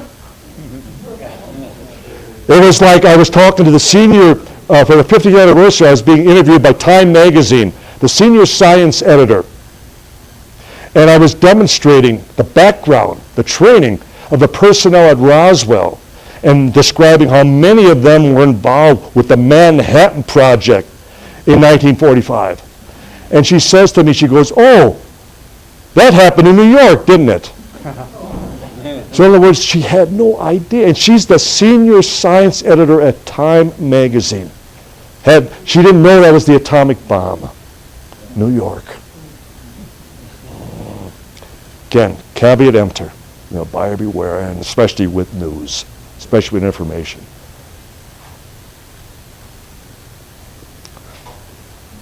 I was talking about, now, Seth, how long, we're going to take a break, right? So what time? Anytime within the next 15 minutes. Okay, okay. And then we'll take a break. And then there are, my whole boxload of books is still sitting in Milwaukee now after 10 days. Just and you pay extra and you insure them, and it's like, oh, Don Schmitt, yeah, put those off to the side there. And the reason we question that more and more, 2 years ago I lectured at Wright-Patterson Air Force Base, and we had one of our portable displays shipped from the museum in Roswell. And it was supposed to be part of that. And it doesn't arrive, and doesn't arrive, doesn't arrive. And we find that it's been detained in Chicago for 2 full weeks, just sitting there. Well, guess when it arrived at the base? 2 days after I left. So you reach an age that you don't believe in coincidence any longer. And so this too. I mean, these books were scheduled, again, they were supposed to have been here Thursday. And the fact that they haven't even left Wisconsin. How is that even possible? I'm sorry. In other words, they didn't go any further than when I delivered them. Who makes that call? No. Maybe I should have put someone else's name on the return address. I don't know. But it's also like, if they weren't paying attention, I'd be more concerned. One of the research trips to New Mexico, I came out the next morning to my rental car, and all 4 of my tires were flat. So after you get over and then you got to call a garage to come pump them up for you because they weren't slashed or anything, they were just deflated. But it's like, yep, it's like the old saying, you don't take the flak unless you're over the target, right? Yeah. Well, we're over the target, ladies and gentlemen. So Frank Joyce was the lead reporter at KGFL, the radio station. When Brazel first came into town, the ranch foreman, to report the crash, all the wreckage, all the debris. He made his daily call to the sheriff, get any late-breaking news, stories, anything that he could do in his next newscast. And the sheriff says to him, I think there's someone here you should talk to. So according to Joyce, who we interviewed many times, that the voice was quite angry. He didn't get the name, but just whoever it was quite agitated. Who's going to clean up all that wreckage? There's so much of it. And I had to drive the sheep miles around it, and I can't keep doing that. Who's going to clean it up? And then according to Joyce, the voice became more and more somber, almost fearful, as he started to go, and it was just horrible. It was horrible. And Joyce says, well, now it's what are you talking about? It was horrible. What are you talking about? It was horrible. Well, what is horrible? The stench. You wouldn't believe the smell. And Joyce is putting 2 and 2 together, and what are you talking about? Bodies? And it was horrible. And then Joyce suggests, they're launching those rockets over at White Sands, those German rockets. Maybe they put a monkey in one of them, And that's what you're talking about. And according to Joyce, the voice fired right back. They weren't any goddamn monkeys. They weren't human. That was from Brazel. So that's when Joyce quickly, you need to report this to the base. The military needs to know about this right away. And that's when the sheriff would call up and talk to Marcel, head of intelligence, and then they get sent out and that whole situation. And so you can imagine Joyce's frustration when Brazel is escorted to the radio station days later, and he recants, takes it all back. But then before he leaves, what about the little green men? They weren't green.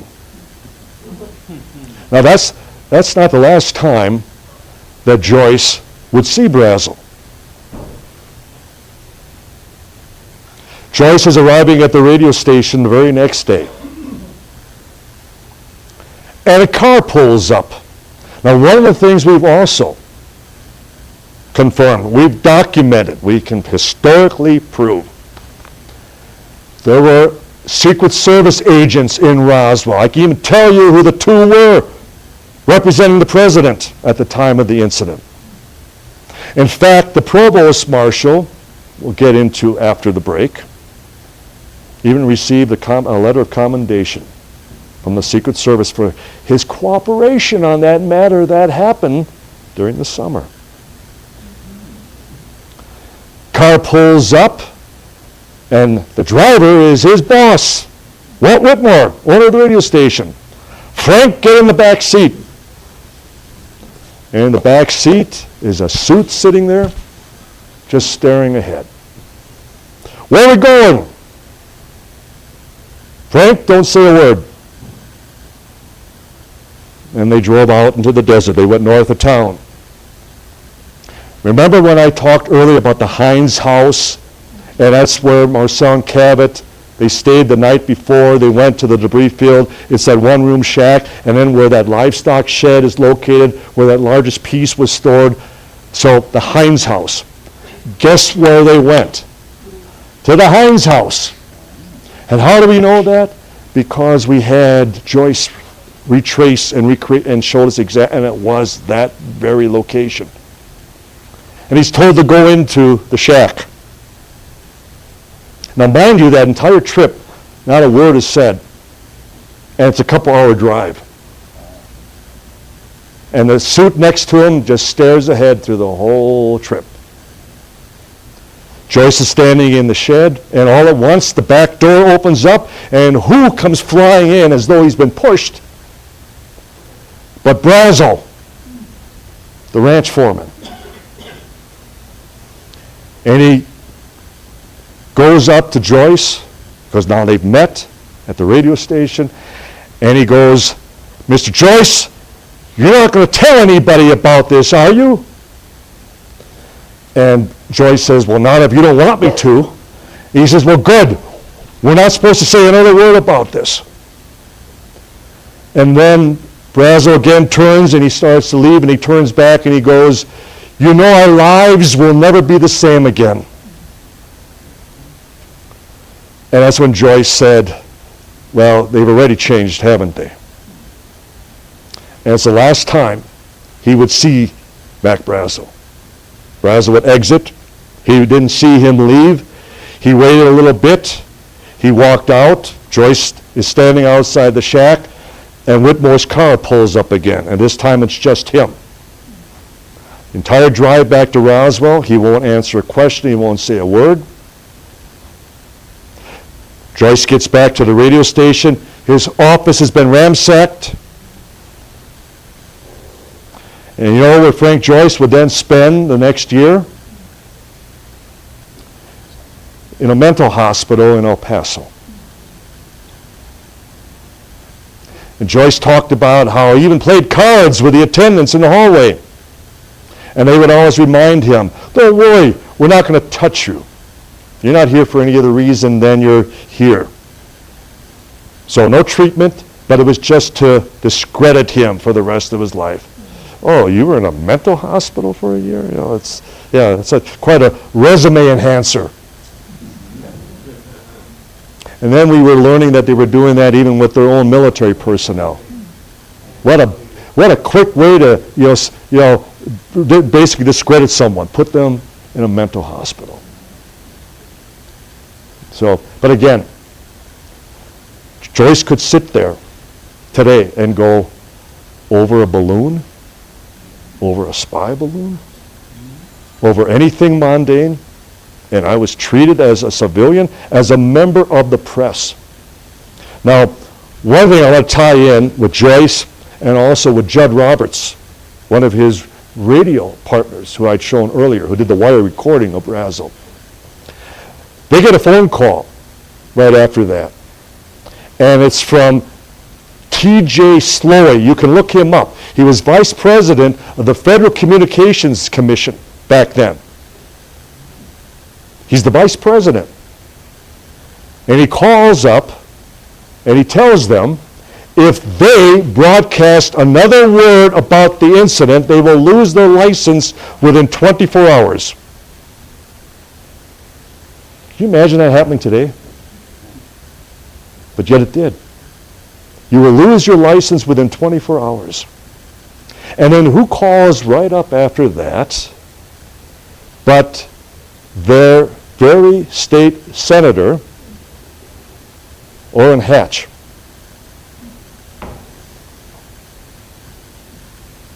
And he tells them to do exactly as they've been told. It's out of my hands. There's nothing I can do to help you. So, no, excuse me. That wasn't his name. It was Dennis Chavez. So Hatch was the one in Washington. So who met with the president regarding a matter of urgency concerning New Mexico during this time. But it was Dennis Chavez.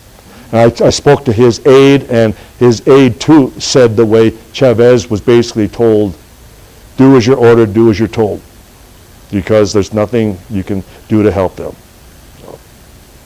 So, you see where we're going in all of this. And there's more. There could be a lot more. Believe me, we could go all day. But certainly we won't. But I like to arrange this with Seth's permission, that I still have 4 of the chronology. I brought those personally in my own luggage. It's a minute by minute, hour by hour, exactly what happened, based on over 600 witnesses, either directly or indirectly involved. That's the amazing thing that John Custer Mellon is a dear friend. He's an expert. He wrote on the history of the 509 bomb squadron. He interviewed all the personnel involved on either Enola Gay or on Boxcar, everyone who was involved with the Manhattan Project who would even speak with him. So he's the foremost expert on that. And I would ask him, there again, those of you with military backgrounds, John, why do all these other people claim they were either on either flight when they weren't? Why do so many other retired vets claim they were on the Enola Gay when they weren't? Or the same with Boxcar. And he said that's just the nature of where so often they feel forgotten, that they feel that they haven't contributed, and they still would like to at least hold on to a piece of history by inserting themselves into that event. And I said, it's interesting you put it that way, because that's not the case with Roswell. In this chronology, for example, every one of the witnesses pictured and described, not a one of them would ever say, no, he wasn't on that flight, I was on that flight. Or he wasn't out there retrieving the wreckage, I was out there. It's like they're all reading from the same script. And it's impossible because you have all the overlapping of the military and the civilians. Because the military will never enlist civilians to participate in an exercise because you can't order them.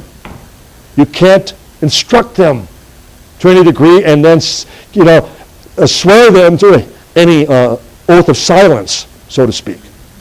They have no authority over us. And that's the amazing thing about Roswell, that they're describing, because it was such a profound event, that they're describing exactly what they participated in, what they observed, what they witnessed. Now, we're going to take a break, but I just want to end this section, and then, as I said, anyone interested in what I have left as far as the coffee, and then with Seth's permission, that box of books is still going to arrive to Aaron.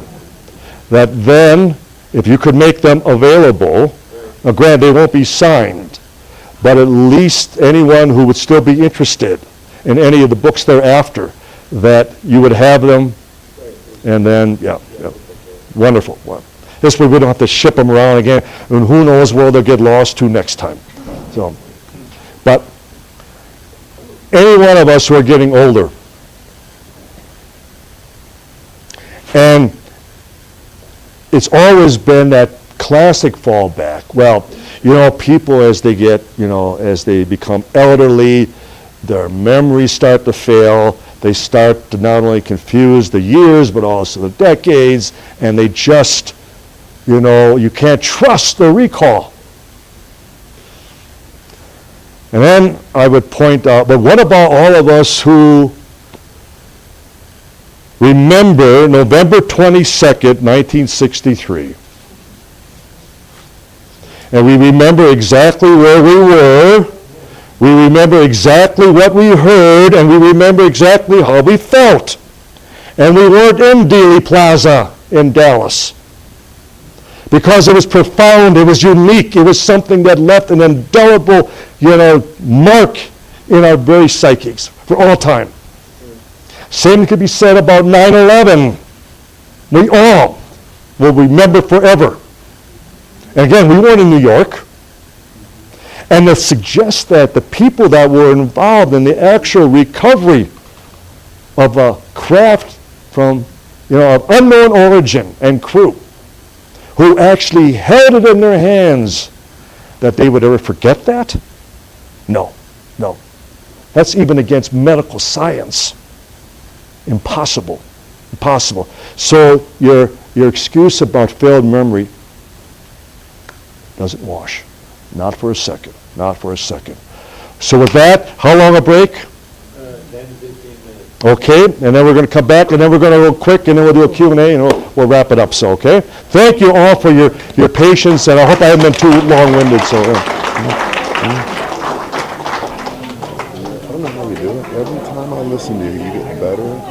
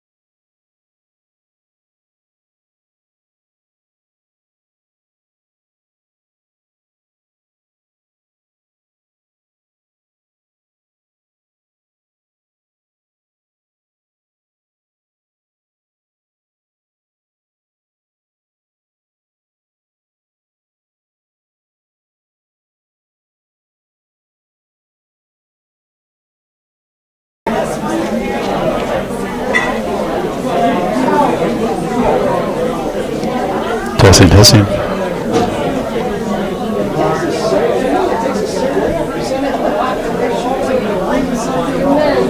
Testing, testing.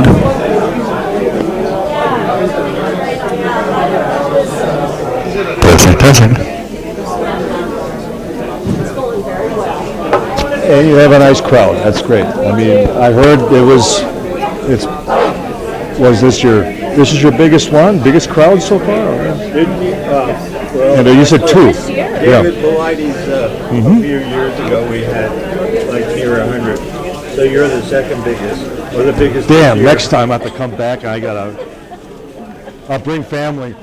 Yeah. So yeah, this is the biggest one this year. Well, great. And the second biggest ever. That's Okay. good to know. Thanks. Is that good? Thanks, Seth. So whenever you're ready. All right, hang on. We do our graphics. Testing. Yeah, they gave me a ticket, so I did. Okay. Hello.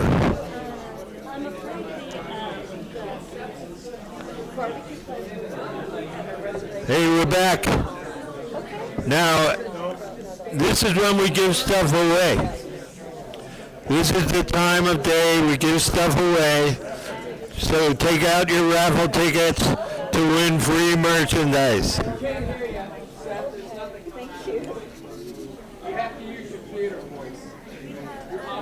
Hello. That wasn't me. That was an alien. That was not me. Yeah, that's not working. Not working. Testing. You made me mess myself. Somebody.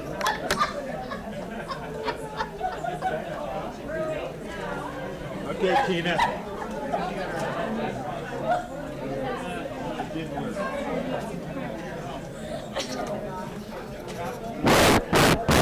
It's not picking anything up. It's going on the left, you know, so that's good.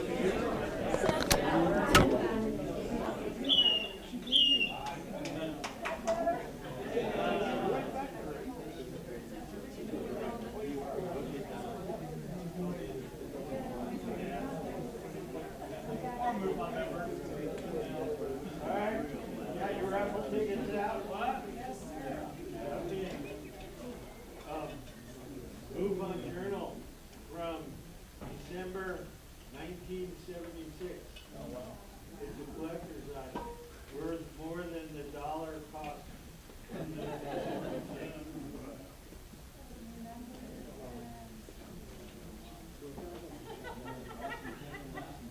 Okay, 347 147. 47, that's very appropriate, Seth. That's good. 47, yeah.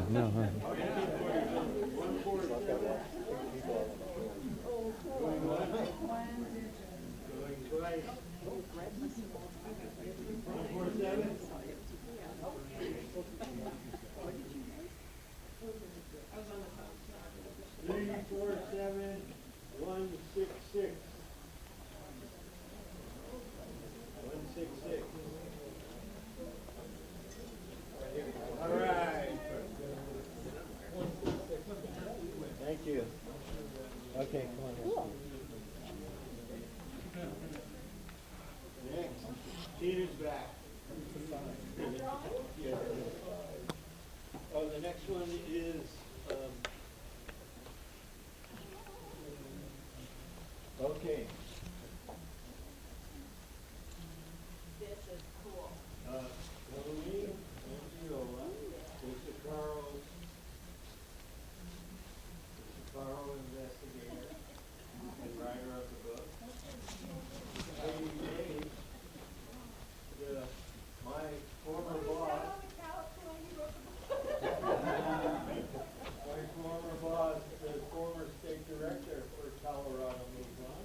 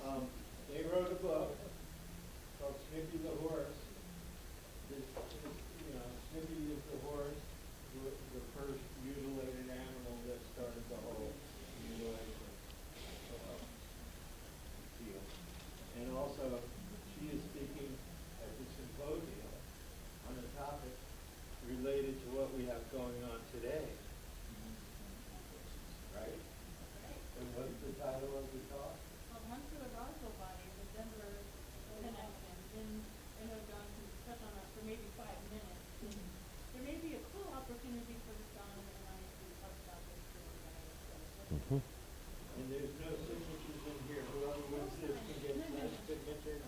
Okay, what do we got? Okay, the ticket number is 347123.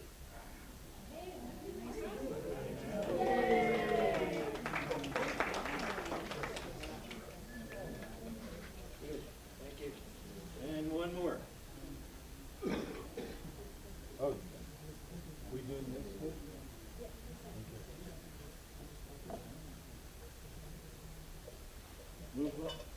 Move on, I know. Sticker.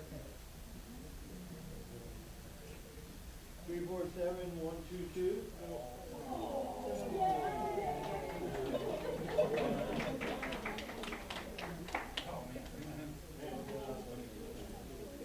And then, so, we've created a line of merchandise. Some of you may have bought whatever, a lot of the shirts, shirts. This is our Colorado MUFON, we investigate shirts, and on the back, it says, disclosure for the benefit of humanity. And, we don't really care about making money except for putting on activities like having great people like Don here. So we're going to auction off the Colorado MUFON We Investigate cup, disclosure for the benefit of humanity. We have a cup.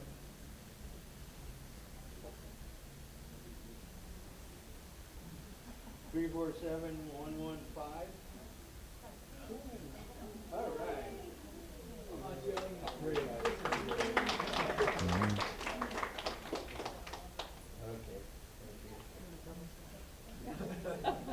Oh no, it looks forged. I'm a photo analyst, I can tell there's a problem here.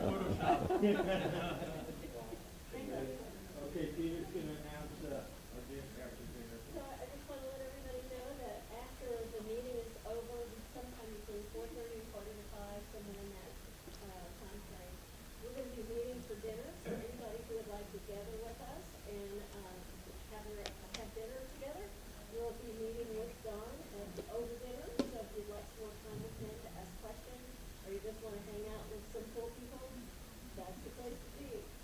We're going to Zigzag Smoke and Burger at about 4:30. The address is 9220 East Arapahoe Road. It's right down Arapahoe Road, just about 15 minutes from here. Is that in the Target parking lot? I don't think. Yeah, it is. It is, I think it is. I believe 5 minutes. So please join us, and now we'll let Don continue with the rest of his presentation. Thank you.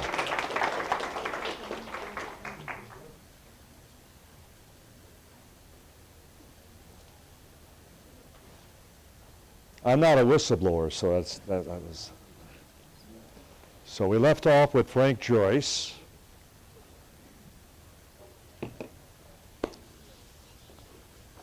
This is the granddaughter of W.W. Mac Brazel. Her name was Fawn Fritz. She still lives on the Brazel Ranch in a motorhome behind the main ranch house. She's in her early 90s now, but she's still as cantankerous and ornery as anyone I've ever met because of what happened. Now, her father was Bill Brazel Jr., the son. And so her parents were Bill and Shirley Brazel. And they were residing in Albuquerque at the time of the incident, and there on the front page of the Albuquerque Journal in the upper right-hand corner was a picture of this cowboy with his cowboy hat, and local rancher claims flying saucer crash. It was Mac Brazel. It was Bill's dad. And Shirley would talk about how at breakfast that morning, Bill says to her, "Now what trouble did Dad get himself into again?" And so, well, I guess if he's being detained by the military, we better get down to the ranch and make sure that things are, kept running. And unbeknownst to Bill, his brother Paul, who worked a ranch in western Texas, had already tried coming out to the ranch 2 days in a row. Now remember how I described how the ranch house, the main house, was 10 miles from the debris field. Well, Paul arrived because he was more concerned about the horses.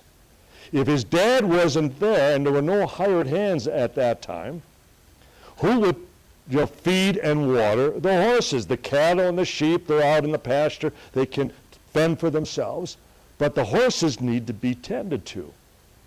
According to Paul, 2 days in a row, he arrived at the ranch, he went to the ranch house where the corrals were for the horses, and both times he was kicked out by the military. They had commandeered the ranch house. They had set up operation at the ranch house. So now here's Bill, not knowing that his brother already had been ejected twice.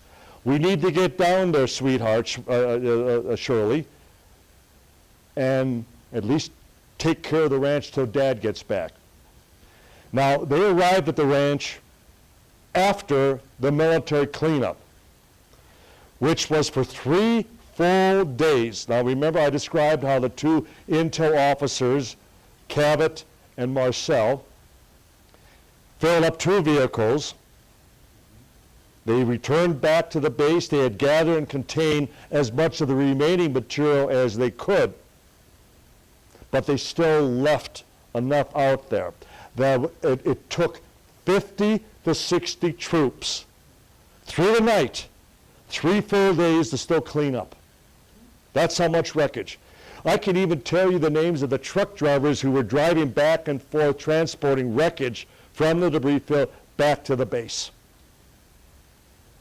And so by the time Bill and Shirley, Fawn's parents, arrived, the operation was completed.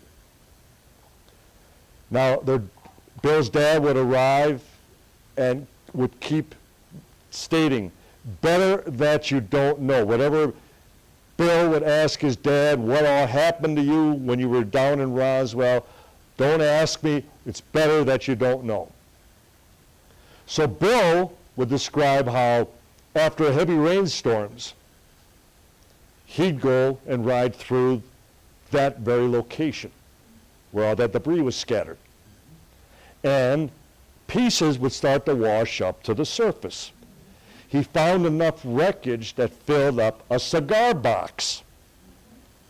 And his wife Shirley would even describe how he always kept one piece, larger piece, in his leather riding chaps.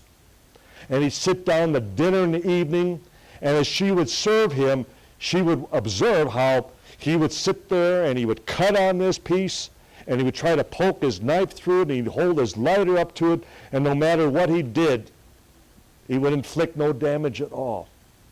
And then he would crumble it up and he'd lay it down, and they both would just sit there and marvel at the way it would flow, the way it would open up to its original shape and size. Night after night after night. So one particular evening, Bill, her father, is in Corona. He's at Wade's bar, which I mentioned earlier. They're passing the pieces from one end of the bar to the other. And he's playing pool. And one of his friends brings up the incident. You know, your dad got in a lot of trouble over that incident. What about you, Bill? Did you ever find any pieces yourself? And Bill would make the mistake of acknowledging, well, yeah, I found a few scraps, as he put it. And who should be at his door the very next day? Who we tracked down and we confirmed. A Captain Emerson Armstrong, who I interviewed, and 3 non-commissioned officers. Mr. Brazel, we know what you have and you will give it to us. And then they had Bill Jr. take them out to the site and showed them exactly where he found those specific pieces. They walked around and looked around for a short time, and after they were comfortable that they had everything in hand, they reminded Bill Jr. that, well, just as your father swore an oath that he would never talk about this again, and that if he ever found another piece, he would contact the military immediately, and we ask you to do the same thing. And Bill obliged. He said, if it was good enough for Dad, I guess I'll do the same thing. Good, and we'll leave you at that. Unbeknownst to Bill, back at the house where Fawn was with her mother, 3 other non-commissioned officers came through the house. They flipped over the beds. They pulled out drawers. They smashed through bottles of canned peaches and apples. They went out and they tipped over a water tank. They slid open bags of feed and dumped it all over. They were still looking for pieces of the weather balloon. This was 2 years after the incident. 2 years after. And they were still watching the Brazzles, still making sure they had every last piece of physical evidence. And Fawn was a witness to that. And you think she has trusted and believed her government ever since? Just imagine. It's one thing when it's a crook, it's one thing when it's a thief, but when your own government storms into your house, as if they have any authority again. And they took it upon themselves to even terrorize a young girl.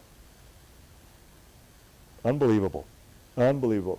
So again, imagine her testifying to what she witnessed in her own house.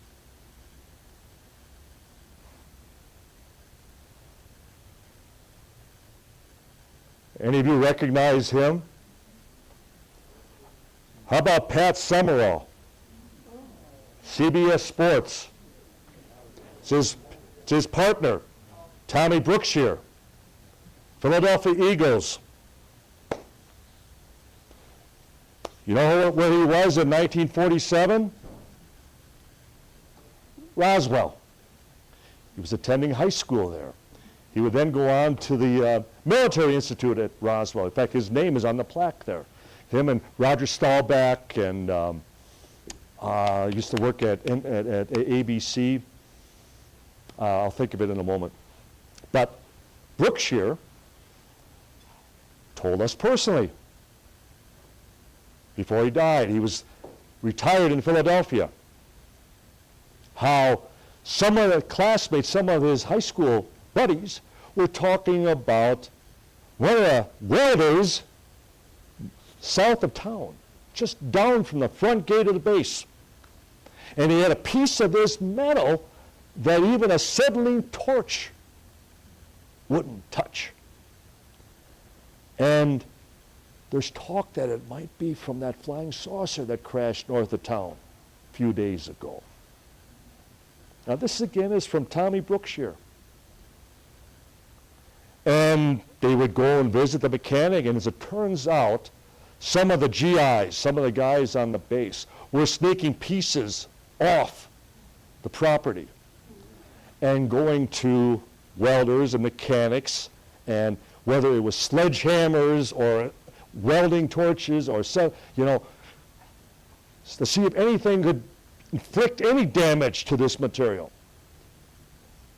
And the mechanic is kind of brushing them off. No, I don't know what you're talking about.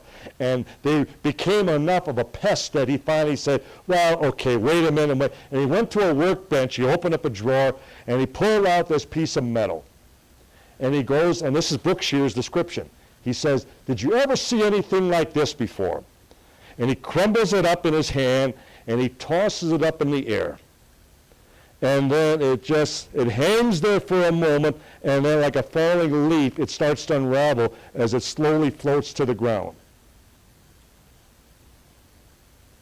That's someone who worked at CBS Sports, played professional football with the Philadelphia Eagles, who just happened to be at the right place at the right time. So we're not just talking military, we're not just talking ranchers, we're not just talking about even press, journalists, media. I don't have him included, but let's add one more.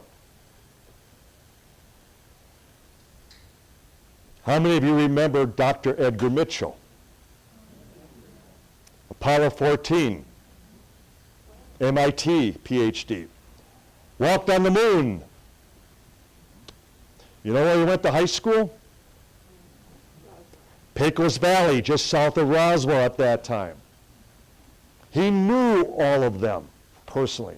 He talked about how before the incident, there was a wonderful camaraderie between the base and the civilians because they shared something in common, a community. Many of the services that the military, participated in were in Roswell. They loved to have parades that marched down Main Street, and, post-World War II, the military walked on water. And so it was a wonderful relationship. But according to Mitchell, right after the incident, there was total distrust. Everyone was suspicious of one another. Everyone was informing on one another. They're talking. They shouldn't be talking. Why are they talking about this? He said that's what really drove home the incident, that psychologically it changed the whole environment. Now, what could possibly do that? Except something, again, that was so extraordinary that people were all watching one another over something mundane, something conventional, because it wasn't. I wrote a paper a number of years ago entitled "The Extraordinary Reaction to an Extraordinary Event," where I demonstrated it didn't matter if it was a 4-star general or a 7-year-old child at that time, now adult, but nonetheless, their perception, their reaction with those divergent backgrounds. And it was identical. It was the same. It was all, again, as though they were dealing with something beyond the pale, something profound, extraordinary.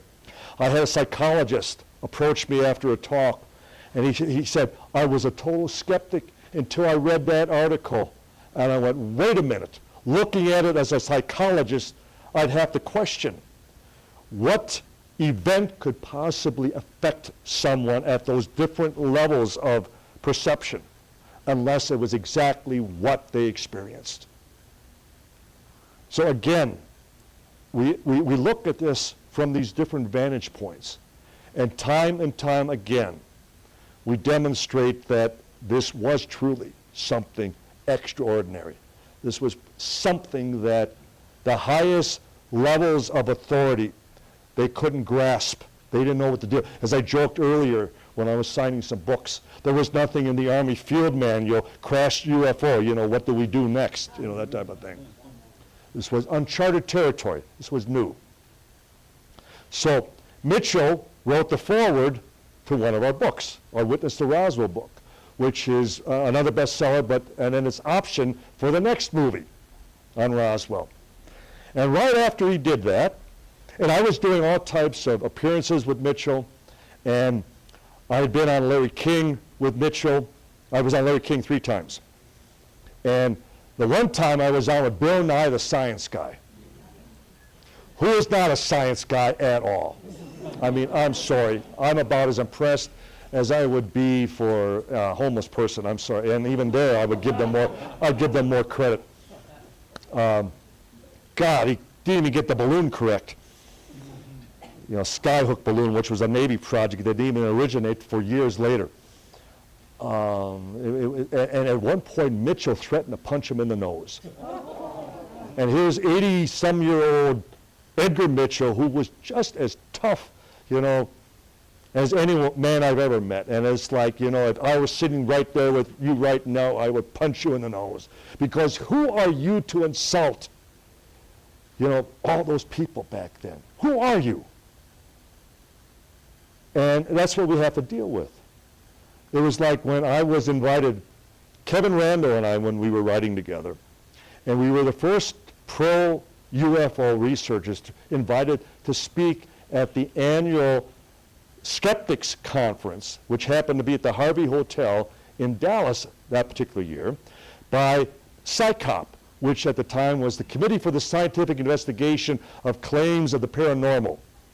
It was founded by the late Isaac Asimov and Arthur C. Clarke and Carl Sagan and the amazing Randy. And so it was, you know, an audience of total skeptics, 500 people. And the week before, it was supposed to have been Kevin Randall and myself debating against Captain James McGaha from the Pentagon, from the Air Force, and Robert Young, not the actor, but again, the skeptic. And McGaha I didn't know. Young I did. I respected him, and we had correspondence, and he was suggesting ways we should still investigate Roswell, so he was trying to be helpful. And the moderator was the late Philip J. Klass, and many of you should remember him. So we always knew that it was going to quickly become 2 against 3.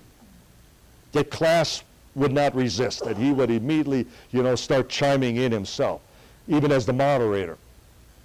So the week before, Kevin said, Don, we're going into a lion's den. They're going to eat us up. I don't want to do this. And I said, I don't back down to anybody. So whether you're with me or you're not, I'm going. I went alone. And I had broken my back years ago. I was hit by a car.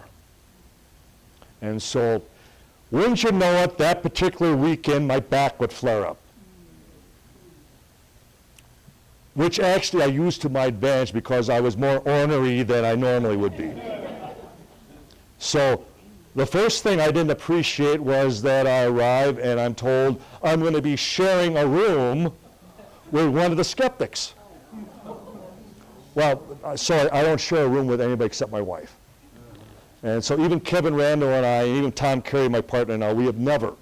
Because why should we also make it easy that we're both at the same place at the same time if we don't have to? And so, and my back, and I'm lying on the floor trying to get any relief at all, and nobody ever shows up. So it turned out that I never had a roommate, which was good, and all at once I get a phone call in the room, and it's Phil. Don, we have, you know, the opening ceremonies and the banquet. Everybody wants to meet you. Where are you? I'll be right down.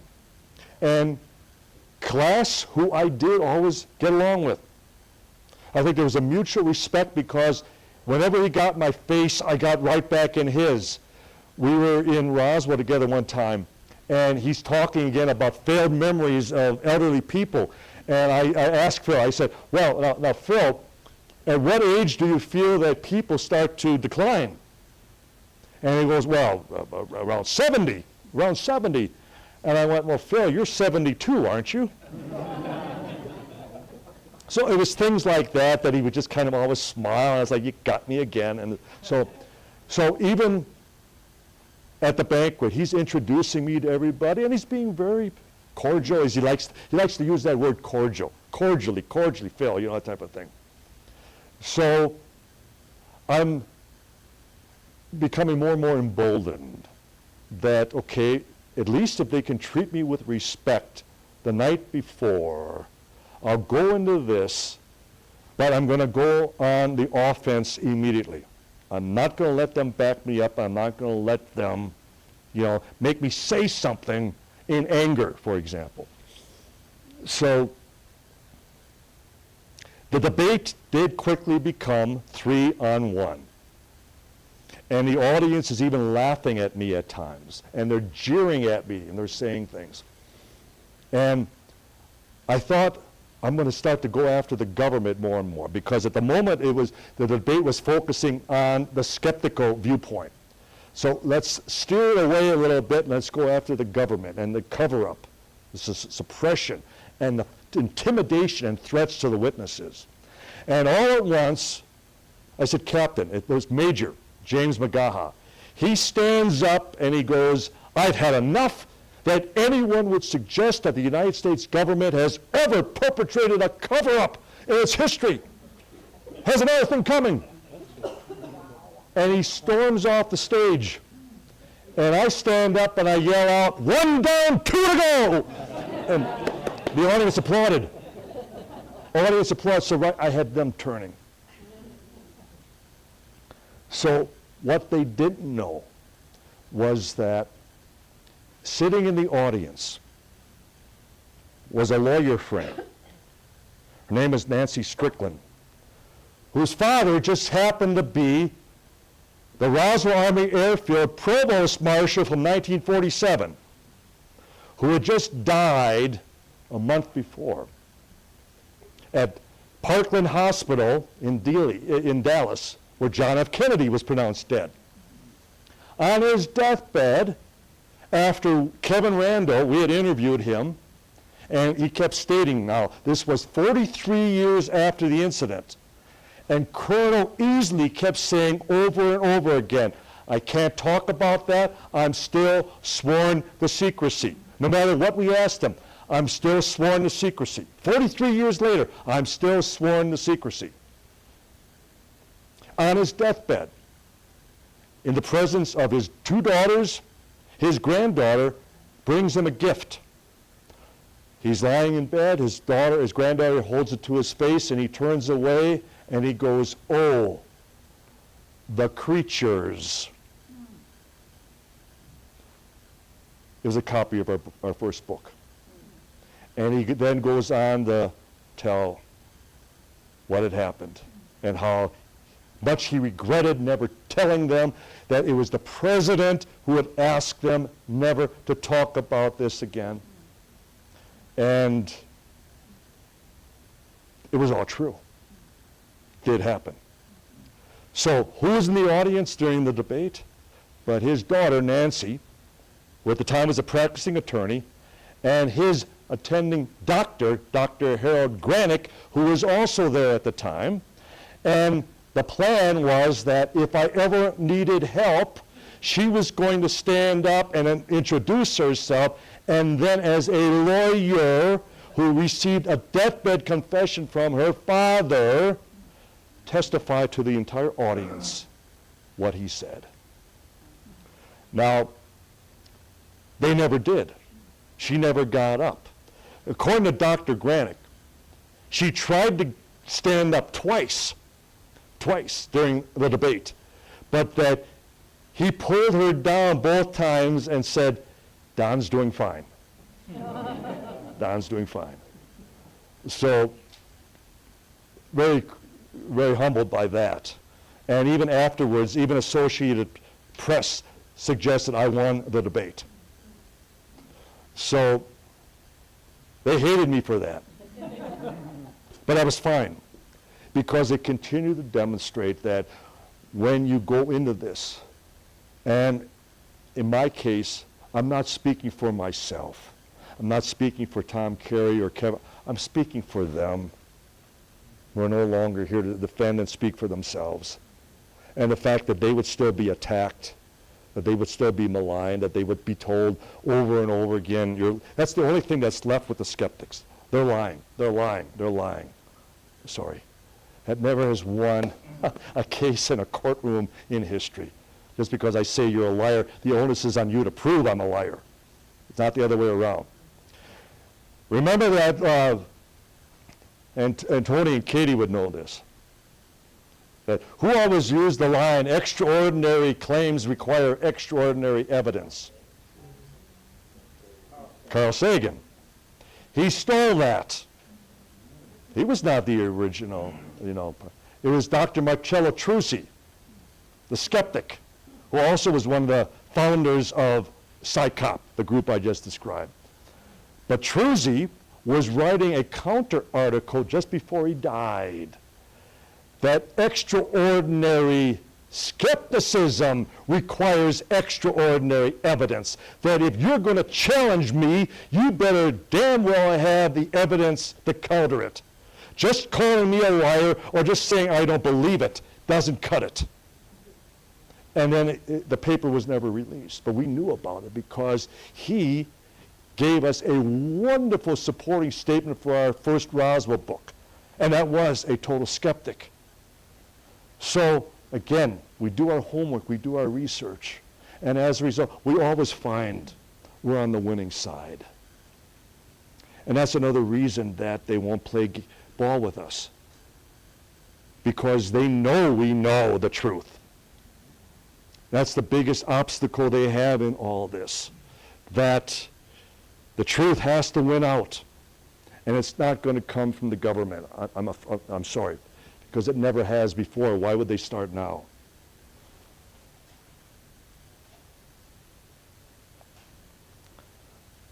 Bill Rickett. He was a non-commissioned, he was a master sergeant with CIC. Plain clothes, picture of him when he was serving in Germany. I knew Bill very well. He handled the wreckage. He described how at one point he was trying to bend a piece of the rigid, the solid material over his knee. And it was Colonel Easley, who I just described, and his daughter at the debate, and his boss, Sheridan Cabot, who was with Marcel when they first went out and filled up those two vehicles with wreckage. And they laughed at him and said, good luck, nothing touches this stuff. And so Rickett was the one that constantly described to us the characteristics of the wreckage and how they were told, all the way to Washington, never to talk about this again. He would describe to us that there was another counterintelligence officer retired. Rickett would retire a full bird colonel. There was another colonel by the name of Joe Worth, who Rickett would describe that a special courier plane arrived from Washington during all this, and that Rickett was the one who handed a box of the wreckage into the cockpit. And it was that counterintelligence officer, Joe Worth. They recognized, they knew one another. So it's years later when Rickett is assigned to Washington, and he runs into Worth. What can you tell me about that wreckage that I handed you in Roswell? And Worth would tell him, not here. Later, I'll meet you at the park. And they rendezvoused later. And now mind you, this is 25 years after the incident.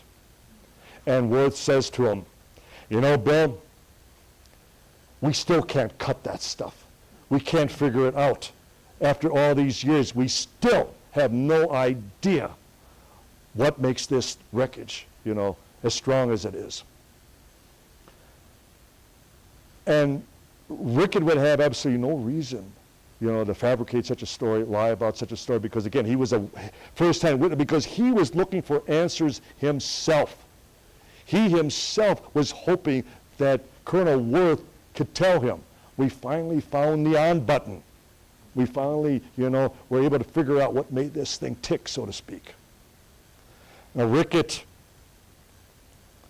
2 months after the incident, he was assigned to assist Dr. Lincoln La Paz, the famous meteor expert.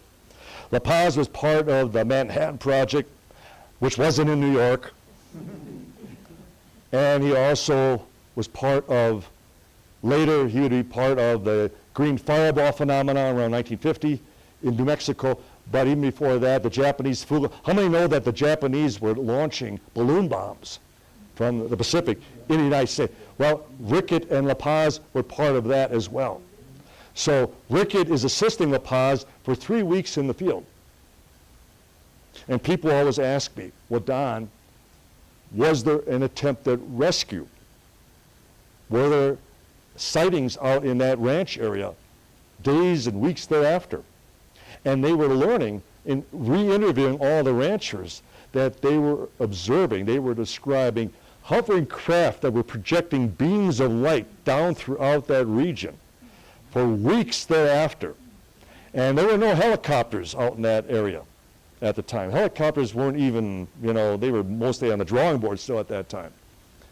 And so, and the project, tremendous bright beams of light was, again, beyond our technology. And La Paz would write up his report, which Rickett saw, which went directly to Washington. And according to Rickett, La Paz concluded that this was an unmanned, because there would have been no reason to brief him on bodies, because their assignment was to determine the speed and trajectory of this balloon crash. Speed and trajectory. So no reason to, brief him on bodies, but that La Paz's final report that went to Washington was an interplanetary unmanned craft. Interplanetary. Now granted, back at that time, 47, we didn't know anything about our own solar system. There was no such word as extraterrestrial back then. It was interplanetary. We still had reason, to suspect that there may have been life on Mars or even Venus at that time. We didn't know anything about our nearest neighbors. And so Rickett was one of those wonderful witnesses. They lost their only son and daughter. And the last time I was with him down in Seminole, Florida, and his wife, her nickname was Mac, and she was recovering from breast cancer. And she called him Billy. And he was down, he had heart disease, and he was down to about 100 pounds. And he was lying on the sofa. And I knew it was the last time. And she was going to call, they were in a beautiful retirement complex. Its own theater, its own bank, its own post office, everything. Chauffeur that would take them into town and all that, but they paid for it as well. And she was going to get someone to take him back to his bed. And I asked if I could carry him. So I did. And I placed him on the bed, and he wouldn't let go of me. And then he started to cry, and he said, "I'll never see you again." And then when I left, his wife said to me, "You became the son we lost." So that's where, it's something personal for me as well. We're going to jump now because I want to make sure, because we have just a few minutes left. See, I got to come back because there are a lot more. Yeah, come back. Thank you. And we talk about personal. This is First Lieutenant Walter Hott. I was a pallbearer at his funeral. He was the public information officer at Roswell. He was one of the founders of the museum and had an office there. And he would be standing out by the front ticket counter,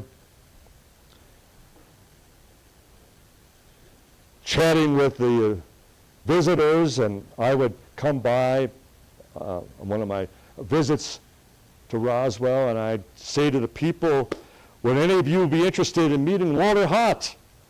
He was the public information officer at Roswell in 1947. And of course, yes. Well, this is his dad. And Walter, would take his cane, he kind of just swing at me, that type of thing. And Walter, his story, even his sworn affidavit, was that I only wrote the press release as it was dictated to me by Colonel Blanchard. Colonel Blanchard, who was like an uncle to Walter. They had been part of Operation, as far as Crossroads together, and with the Manhattan Project and the testing at Bikini Atoll as far as the bomb. And so Walter fully expected to follow Blanchard all the way to Washington. As Blanchard became a 4-star, Walter expected the same thing. They were that close. In fact, Walter always referred to Blanchard as the old man. With all due respect, the old man. And so I'm sitting with Walter at his office at the museum on one occasion, and I just, after some social conversation, Walter, how tall did Butch tell you the bodies were? And his arm shoots out like that from his chair. And he looks at his arm, and he looks at me, and he goes, you son of a, you know, because I got him. Because how are you that close to a base commander and you know nothing? And so we were getting him to open up more and more to the point that, yeah, but I can't talk about this because I made a promise to the old man. I promised him I would never say anything about this again. So we had an attorney who we were working with suggest, why don't we do a posthumous statement? Why don't we have Walter sign something for release by the family after he passes? He keeps his word. It doesn't come out till after he's gone. As long as I'm alive, I'm not going to talk, but it comes out afterwards. And in it, Walter, after he agreed, and in the witness of his daughter, Julie, a notary, and another witness, he confessed to the whole thing. The pieces being passed around at the staff meeting, the pieces being passed around in his own office, being taken out to the hangar by Blanchard and being shown the pod, the egg-shaped craft, back of the hangar, seeing the tarp with what looked like children underneath, but then seeing their exposed heads, which were much enlarged and the large eyes. Was the material radioactive? No. Walter knew about that. Had you been out to the crash site? Yes, he had been out to the impact site with Blanchard. And Walter was also aware that for 2 years after, they were sneaking out through the west gate at Roswell and circling Roswell and going out and then taking on ranch garb, ranch clothing, and horses, and riding out through the debris field and checking after heavy rains because things were still washing to the surface. Walter confessed to all that. And the media and the skeptics had a fit. Because here they thought Walter only knew about the press release. And here he was confessing to the whole thing. He was swearing to it. And what they used was, on the one occasion when we were doing Larry King Live, and we filmed live from the museum, and I arrive at the museum, and it's Walter's one daughter, Beth, who comes running up to me. Don, something's wrong with Padre. That's what they affectionately called him, Padre. There's something wrong. And I went up to Walter, and he's just sitting there in a trance. And we're on air in 10 minutes. And Walter, and I thought of something. And I raced to the other side of the museum, and I pulled down a picture of Blanchard, and I held it up to him. Walter, who is this? And he, well, that's the old man. So he was starting to snap out of it. What had happened was Walter was a type 2, and somebody gave him a soda just before, and he thought it was diet and it was regular. And his sugar was up about 400. And so Larry King was wonderful about it. He let Walter just, hello, Larry, thank you for doing this. It's wonderful that you're supporting us in all this. And then, Walter, we know you're not feeling well. Well, the skeptics, proof that Walter Hott is senile, proof that Walter Hott is suffering from dementia. So it didn't matter. There was just a sugar spike. That's all it was. But you see their tactics. You see what they do. They look for an opening. You have just one bad day, and you're disqualified. because that's all they have to go on. Again, extraordinary claims from the skeptics also require extraordinary evidence. And we're still waiting for it. We're still waiting for it. Walter was a wonderful man. When he was finally dying, and his daughter calls, Don, he wants to see you one last time. But I don't know that he's still going to know you. And he was in hospice. And he was sitting there with his eyes closed. And then his daughter goes, Padre, there's somebody who wants to say goodbye. And he opened up his eyes, and he looked at me, and it was what he always would do when he would see me. Because even outside his office in Roswell, and over his name, I would occasionally put women over his name. And women would walk in thinking it was the ladies' room. That was our relationship. We just so he would always look at me and go, "Arr." So he opens his eyes and he looks at me and goes, "Arr." And she goes, he knows you, he knows you. And we talked, and then he finally said, you have to go. Again, that's what I'm fighting for. That's who I'm speaking for. These are people who were my family. They are still my family. As many of you know, I just lost my brother. And it's just a continuation on that. And it's like anyone who badmouths my brother has to go through me. And anyone who badmouths these people, they have to also go through me. Because, again, they tried to tell the world the truth. And more times than not, the world wouldn't listen. I'm always asked, well, Don, if this all exists, if this truth all exists, how come we haven't heard it before? Well, when Major Marcel went public in 1978 and said it wasn't from this earth, only one publication touched that. It's the National Enquirer. When Thomas DuBose signed, he was General Ramey's chief of staff, and he signed an affidavit stating the balloon was a hoax. He was a one-star general. We couldn't get a single news publication to touch it. Not a one. So they've been trying for decades, and they get shut down. They get told, it's not your turn. It's not your time. Because we got to run out the clock. That's why they've been covering this up all these years. They don't have any answers. It's still a cover-up of ignorance. That's why they had to make sure that none of the witnesses at Roswell could testify. Because this is what they could have testified to, what you've been listening to for the last 2 hours. And there's much more. That's why I come back and I will give you much more.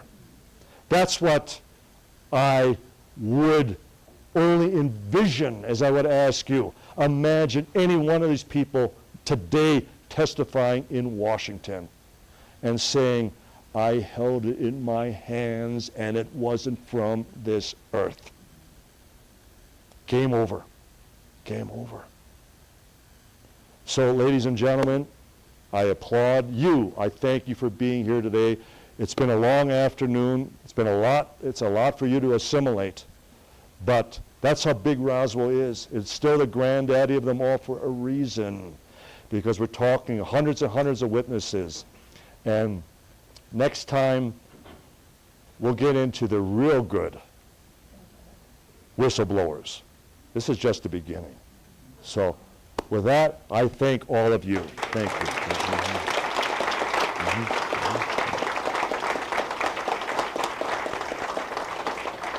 One question. Uh-oh.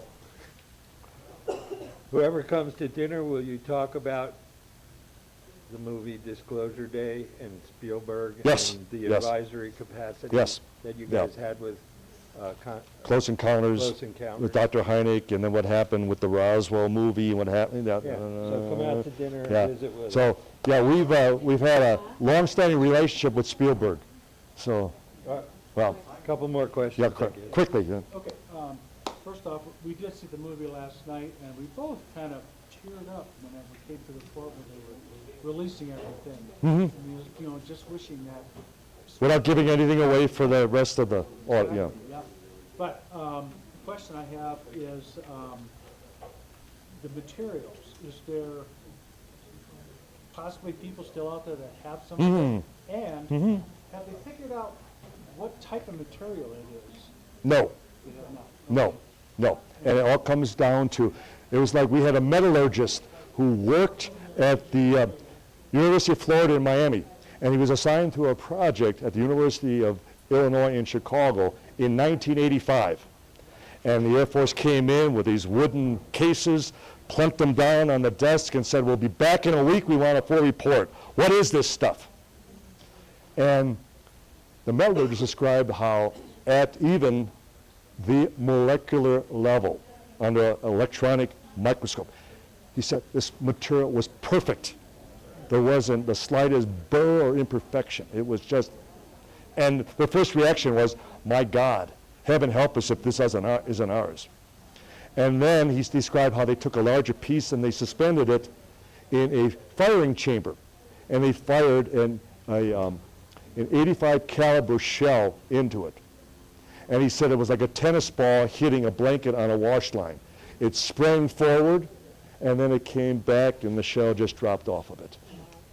And that's in 85. So granted, that's still 40 years ago, but it's still 40 years after the incident, and they're still trying to figure it out. So I can get into more, but let me, so, because we have to get to the restaurant, I guess, at 4:30, and it's 20, so.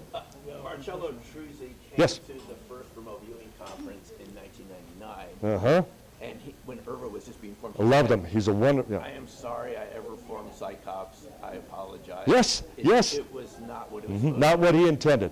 But So, I wanted to ask you, Don, quick, about Brigadier General Thomas Dubois. Yes. Stan Friedman used to quote him a lot as a witness, and I know you're going to have a part. because I was with Stan when we went and we. What did yeah. he, was he the one who said at first, I thought it was Russian? and No, then- that was Blanchard. That was Blanchard said, okay. at first we thought it had to be Russian because it wasn't We ours. knew it was. Yeah, Okay, yeah, That's yeah, what he told his yeah. wife. But the Bose signed an affidavit and gave us a video deposition that the balloon was a hoax. Okay. Yeah, so, yeah, Aaron. Quick, do you have a theory about why, if all these people are trying to chainsaw it and cut it and all, why would it fragmented Okay, at the crash? okay.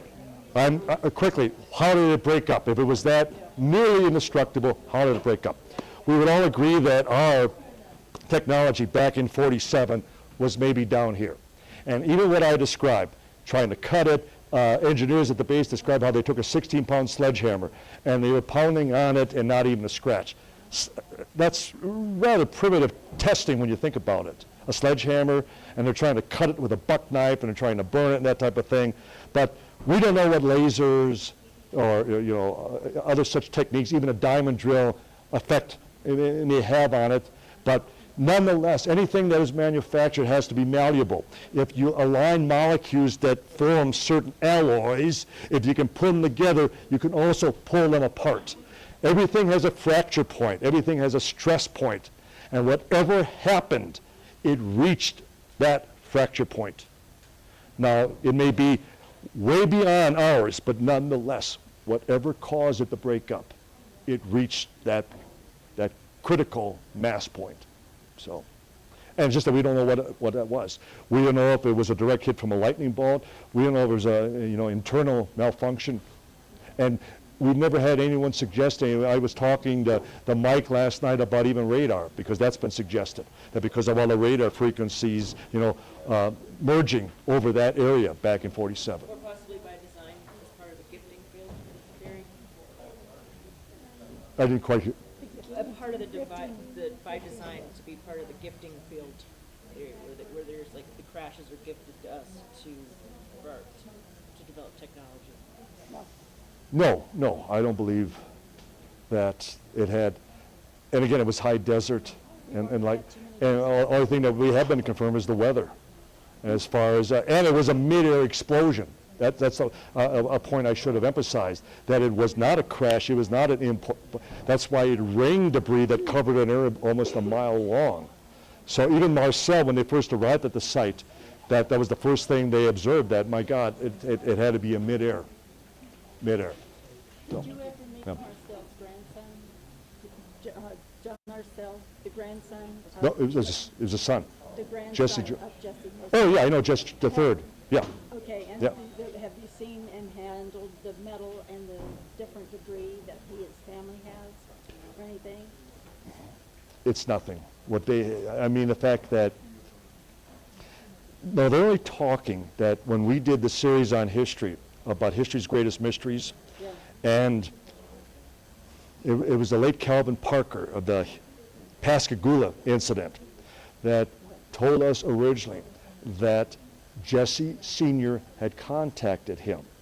And he drove over from Mississippi into Louisiana, Beaumont, Louisiana, the original, home of the Marcells, and said that there were pieces that were hidden years ago atop the water heater. Well, I know they tried digging concrete blocks in the old houses. No, they have, no.